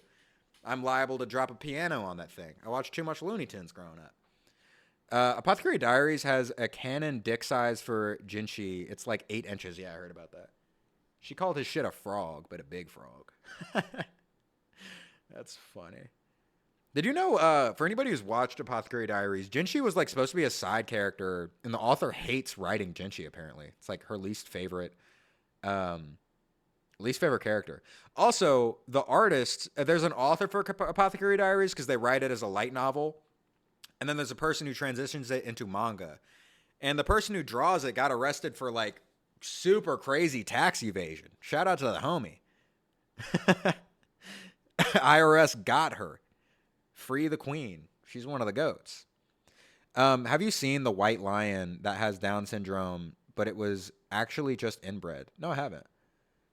That's interesting. I've never seen an albino lion before. I've seen an albino alligator before at albino lion. I've seen an albino alligator before at the zoo. Oh, there's a lot of white lions. Man, big dipshit moments going on over here in the relic chat. Whoops. Yikes. I did not know those things existed. I'm going to be honest. That looks like a spirit animal. That's really cool. Stop feeding me random facts. My brain is starting to stretch to the size of my skull. Dude, you're going to look like the fart villain from Green Lantern instead of me. It's going to be you. It's going to be you. Fun fact, doodle breeds have hair, not fur. And the creator of the doodle states, it's the worst thing I've ever created. If I could take it back, I would. Interesting. I have a doodle. I have an Australian Labradoodle. Or my mom does, rather. His name's Toppy. I don't feel like pulling up pictures of him right now. And they all look the same. You're going to start looking like Relic. No, I'm not the reference point. The fart villain from Green Lantern is the reference point. No. Starting to look like me would be an honor.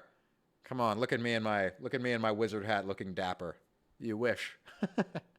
Oh yeah, the inventor of the doodle fucking hates doodles. I have heard about that before. That's a really funny like Pandora's box to have in your life. Because that's like the absolute favorite type of dog to like all rich people. Random question. What's the minimum and maximum of 5th graders you could beat in a fight? I think I've answered this before. Minimum. That's an interesting question. Minimum amount of 5th graders I could beat in a fight. Or minimum amount of 5th graders that could beat me in a fight. Okay. The first 5th grader is going to become a weapon. That's obviously the tech. I've said it in many of my videos before. Grab them by the ankles and rotate. You're going to sort of want to do windmill tech. That's the idea. Just heavy rotation, lots of torque. His head is like a fucking wrecking ball. That's the tech. And I think with that, which will tire me out, I think the smallest amount of 5th graders that could beat me in a fight is probably like 20, to be realistic. Because if I'm swinging that thing and I get tired and then they can dogpile me and start biting me, I'm cooked. But if they're like not bloodlusted, then it jumps up to like 60 probably. Because they got to be biting. They have to be biting. If you want to beat me, you have to bite. Like a 5th grader punch isn't going to feel like anything to me. And then maximum amount of 5th graders I could take. Like if I'm on one, I could take, I'd say like 80. I think I'm maxed out at like 80. Oh yeah, it's because they have human eyes. Yeah, they do kind of look like dudes in suits, especially when they stand up straight. Yeah, those things are freaky. I love when we start to get late into stream and we start making our own little autistic references to earlier in the stream. Yeah, that's true. Hey, they call that a callback in the biz. Comedy professionals over here. Doodles apparently need to be brushed every day. Oh, okay. No, then I have a different kind of doodle then. My mom got a doodle because she's allergic to shedding. That's why we got one. Some of the kids are going to be kind and say, nuck if you buck, and they're going to be a problem. Are going to be the kind that say, nuck if you buck, and they're going to be a problem. Yeah, that's true. Like, if they've watched a YouTube video on, like, how to destroy a man, I don't know if such a thing exists. Let me see. Let's look up. Let's see. How to destroy a man. Okay, this is more like from an emotional side of things. Dude, honestly, that could work too. Okay, if they look up how to destroy a man looking for battle tactics and the 5th graders stumble upon how to break a man's ego, they could just make me resign. You know, they could make me feel hopeless. That might be the tech, you know, because I got them outdone physically, but you know. Like when Relic threatened the druid who gave me the Eye of Creation for the World Serpent.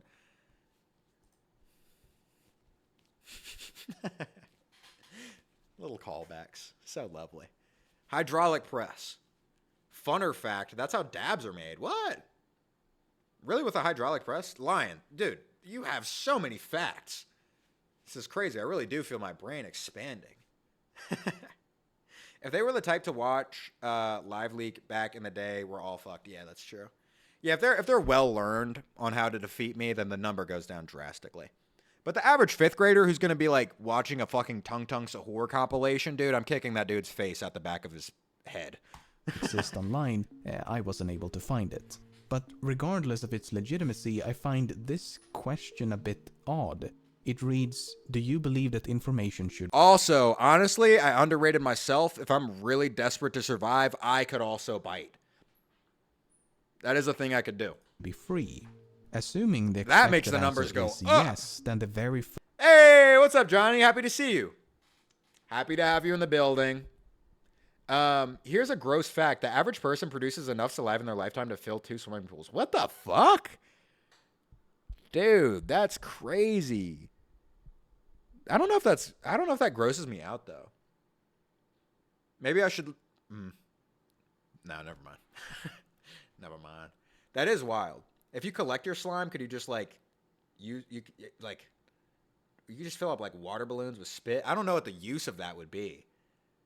I'm just thinking that like you've realized that I have a lot of access to a resource, and now like a capitalist, I'm trying to figure out how to exploit it. I'm like, how do we package this? You know what I mean? Let me find a route. Since I'm making so much of this stuff, let me see. I have onion rings. Oh my God. I got to finish this video and go eat. Hydroelectric presses tend to have a lot of built-up energy, which causes heating at the tips that crush. So if you put flour in the press while crushed and heated, extracts the pure THC like squeezing out olive oil. That's fascinating. Double the size for your mother with... Oh, dude. Dude. How dare you talk about my mom like that? It's ridiculous. That's ridiculous. That's ridiculous. Mods, make Sato walk in on his mother giving somebody else fellatio. Right now. Mods, traumatize Sato. Pretty please. Mods, make Sato stumble upon the internet history of a family member. Oh, already happened. Oh, okay. That was my mods going into the past to punish you before you even committed your crime. You're welcome. First sentence. You're welcome. Do not share this information. Seems a bit hypocritical. While the idea of a secret society recruiting individuals by means of elaborate cryptographic puzzles may seem a bit absurd or even conspiratorial, it's not cool. entirely unfounded. What about scared 5-year-olds with malaria? Dude, I'm going to be wearing clothing made of those guys at the end of that fight. Come on now. I'm going to have time to defeat all of them and then also sew them into items. That's so morbid. On mobile, autocorrect is a bitch. That is true. Shout out to the Apple autocorrect. Somehow wrong every single time. Did you know if you swallow a flat-faced battery, it'll also cook and melt your insides? Don't like kids eat those things all the time? Like, are you talking about like the little like remote batteries that you're talking about? Corporations and governments alike have employed similar recruitment. You're giving me ideas. Yeah, that's true. I got some supervillains in chat, so maybe don't give them access to too many resources, all right? I'm not sure if Casual is still here, but Casual earlier said I have plans. So Casual's cooking something up of magnitude, all right? Don't be surprised if some Gru shit starts going down, all right? Some monuments start disappearing. Hey, Gula's free. Those villains can figure it out themselves. Yeah, that's true. We are living in the golden era of the supervillain. It's a renaissance, if you will. At least the Second World War. In 2013, the British intelligence agency GCHQ launched a recruitment. If anyone's trying to get down in the business of villainy, right now is the time to do it. Okay, this is like Bitcoin in 2007 or whatever, and before the bust. All right, this is the time. Gru shit. I'm being a lot more heinous than that pussy excuse of a villain. Okay. You say that until he orders the minions to eat you, dude. What? Come on now. You're gonna look into the crowd of minions. It's gonna be a sea of yellow and red and blue, I guess, because they all wear fucking overalls for some reason. The minions are from Texas, apparently. Program known as Can You Find It? Participants had to decrypt a number of cryptograms hidden across the internet, and those who managed to solve the entire puzzle were offered a prize or a position at the agency. Google did something similar with enigmatic billboards back in 2004, and the US Navy launched a near-identical project in 2014. Okay, but then what about the recruits? Why have we not heard from these chosen few? They joined a secret society. What do you mean why haven't you heard? It's just that separating a legitimate finalist from an imposter... I used to know a guy who drank diesel. No, the dog! I'm kidding. It's just a little joke that's a callback to Diesel the dog. It's just another little callback. That's crazy though. Used to drink Diesel? He's probably dead now. Brain dead or just straight dead? Yeah, I'd assume dead. I mean, that's... What the fuck? Like, what do you mean? Buddy thought he was a Bronco? What the fuck? That's crazy. That's absolutely insane. Did he like the taste? I didn't know people like Charlie from It's Always Sunny actually exist. That's crazy. Ignore my search history as a misclick to type how to hide and scan a body. Well... It looks like you've already been successful. We did see that image you sent earlier in the Discord, in the media share. The work you put in on Half Sword. He's practicing in a simulator. Somebody send him to the FBI right now. It's virtually impossible. In a 2015 interview with Rolling Stone, 2 alleged winners of the first puzzle chronicled the events beyond the final stage. After receiving an email from Cicada, they were taken to a forum on the dark web. Here they could communicate with 20-some odd recruits as well as a handful of established members of Cicada. They were told that Cicada 3301 had been founded by a group of friends who shared common ideals about security, privacy, and censorship. The goal was to guarantee you it was just like a Discord that just had way too much time, for sure. More callbacks, yeah! Woohoo! I have, and once I'm done, I have plans. There we go. Is that another callback to casual? Yeah, casual fraud. We got a bit biter. That's right. Only I get to do callbacks. All right. Because if I do it, it's a reference. If you do it, you're stealing the joke. Ooh. work as a collective.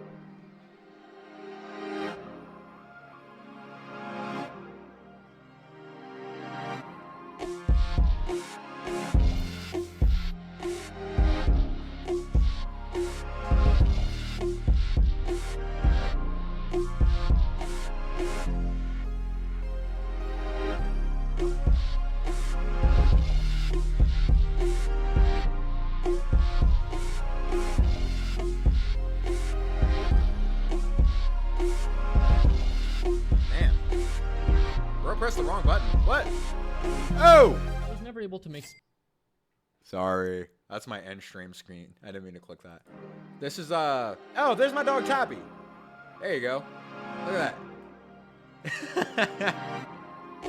That's me and Bob Odenkirk. Absolutely kicking it. That's my dog. That's The Rock. And I thought he looked like the Titan eating a person. Yeah, sorry about that. Yeah, and the bell pepper. I did not mean to click that. My bad. Substantial amounts of money with my trades, but how did I even click that shit? I was not even on that screen. That's crazy. Sorry about that. Well, you guys heard what the thing said, so I don't need to rewind. We're fine. Fuck is this? Two My winners bad. named Marcus Wanner later elaborated further in a video by YouTuber Nox Populi. Furthermore, Nox Populi himself claims to be a winner of the second puzzle, so I reached out to him and this is some of what he had to say. After completing the final stages of the second puzzle, Nox Populi received an invitation to join Cicada 3301. However, he was not invited to a website but was instead merely told to be patient. Then, around May of 2013, all communication with Cicada abruptly ceased. This was around the same time as when the website dedicated to the winners of the first puzzle was suddenly taken down. Nox Populi This is the first case of cyber edging I've ever heard of. later contacted other winners of the second puzzle to compare notes, and their experiences were identical. In his own Come on, words, man, I want a secret all the society. stories were the same. We were invited to join 3301, then something happened, and silence followed a request for patience. Nox Populi supposed that roughly 5 others completed the second puzzle, in contrast to the 20-odd winners of the first. In regards to who or what Cicada is, Nox Populi believes they could be a remnant of the cypherpunk movement of the late 80s and 90s. Essentially a small group of activists advocating widespread use of strong cryptography and privacy-enhancing technologies, but he admits that there is no way to know for certain. If you want a far more comprehensive walkthrough of these puzzles as opposed to my brief overview, Nox Populi has produced a number of videos on his channel which I highly recommend. While these accounts cannot be verified, they do make for a very compelling argument as to what Cicada Buddy better wrap up this thesis. My dinner is calling to me. Calling to me. is. A group of anonymous developers seeking to develop privacy-conscious applications by recruiting talented individuals via cryptographic puzzles. Sure, it is not nearly as exciting as a shadow government seeking world domination or any of the more fantastical theories, but it is certainly more plausible. You have to keep in mind that no part of these puzzles would have required more than one person. The posters are often pointed to as evidence that this must be the work of some international organization, but I beg to differ. I mean, right now, I could use any number of services to hire random persons around the globe to install posters for me. Although, given that no poster was located more than an hour away from an airport, leads me to believe that one or multiple persons actually traveled to these locations. I mean, some of the posters were found within walking distance of an international airport. The fact is that anyone with a disposable income and enough time on their hands would be able to create the illusion of a vast, secret network spanning the globe. Not saying that that is the case with Cicada 3301, Sounds like but it it. is nonetheless a possibility that cannot be discounted. With all of that being said, I personally think a loose-knit group of privacy-minded hobby cryptographers to be the most plausible explanation. Cicada made their last public statement in April of 2017, merely warning against disinformation, but the current status of the third puzzle and the possibility of a fourth remains clouded in mystery. Yeah, sounds like cyber aura farming, basically. This guy wanted to be the Eminence in Shadow, but in a computer. That sounds like the vibe. What will you eat? Picture the best nachos on your tongue relic. Picture it. I'm going to eat... Dude, what am I going to eat? I don't have that much money. I might... Dude, honestly, Johnny said onion rings earlier. I might go get some, like, calamari or some shit. Oh, that sounds good. They are both ring-shaped and fried. That sounds... I'm picturing a plethora of things on his tongue, and nachos sure as hell ain't one of them. Hey, none of that. None of that. No sex jokes that have to do with me. Pretty please. Pretty please. Bro, I don't know if I have exploding head syndrome or I'm going crazy, but I feel like my head is spinning. Dude, we got another septic community member joining the chat. I'm gonna get really famous, and then my entire community is gonna perish all at once. Just several types of chronic illnesses. Nachos fucking rock. Yeah, I'll fuck with nachos. Onion rings are ass. I do not concur. Onion rings can be good as hell. What kind of onion rings have you had, Sato? I feel like you don't know ball. What you went to like what? You went to what? Where'd you get your onion rings from? Like Arby's or some shit? Of course, that's gonna be like an oily fucking I don't know. Onion rings from Arby's are like oily cock rings, man. Those things are disgusting. But you get some onion rings from like a real good like barbecue joint in the South. Ooh, my God, absolutely a vibe. Bro played Shadow the Hedgehog once and said, "I'm him." Yeah, that's absolutely what this guy did. I think this was probably at most a collection of 3 people, maybe just one guy, and he just wanted to aura farm. This was a guy who like had a lot of money and time and clearly works in tech and probably felt disillusioned with not being that important and then decided to do this.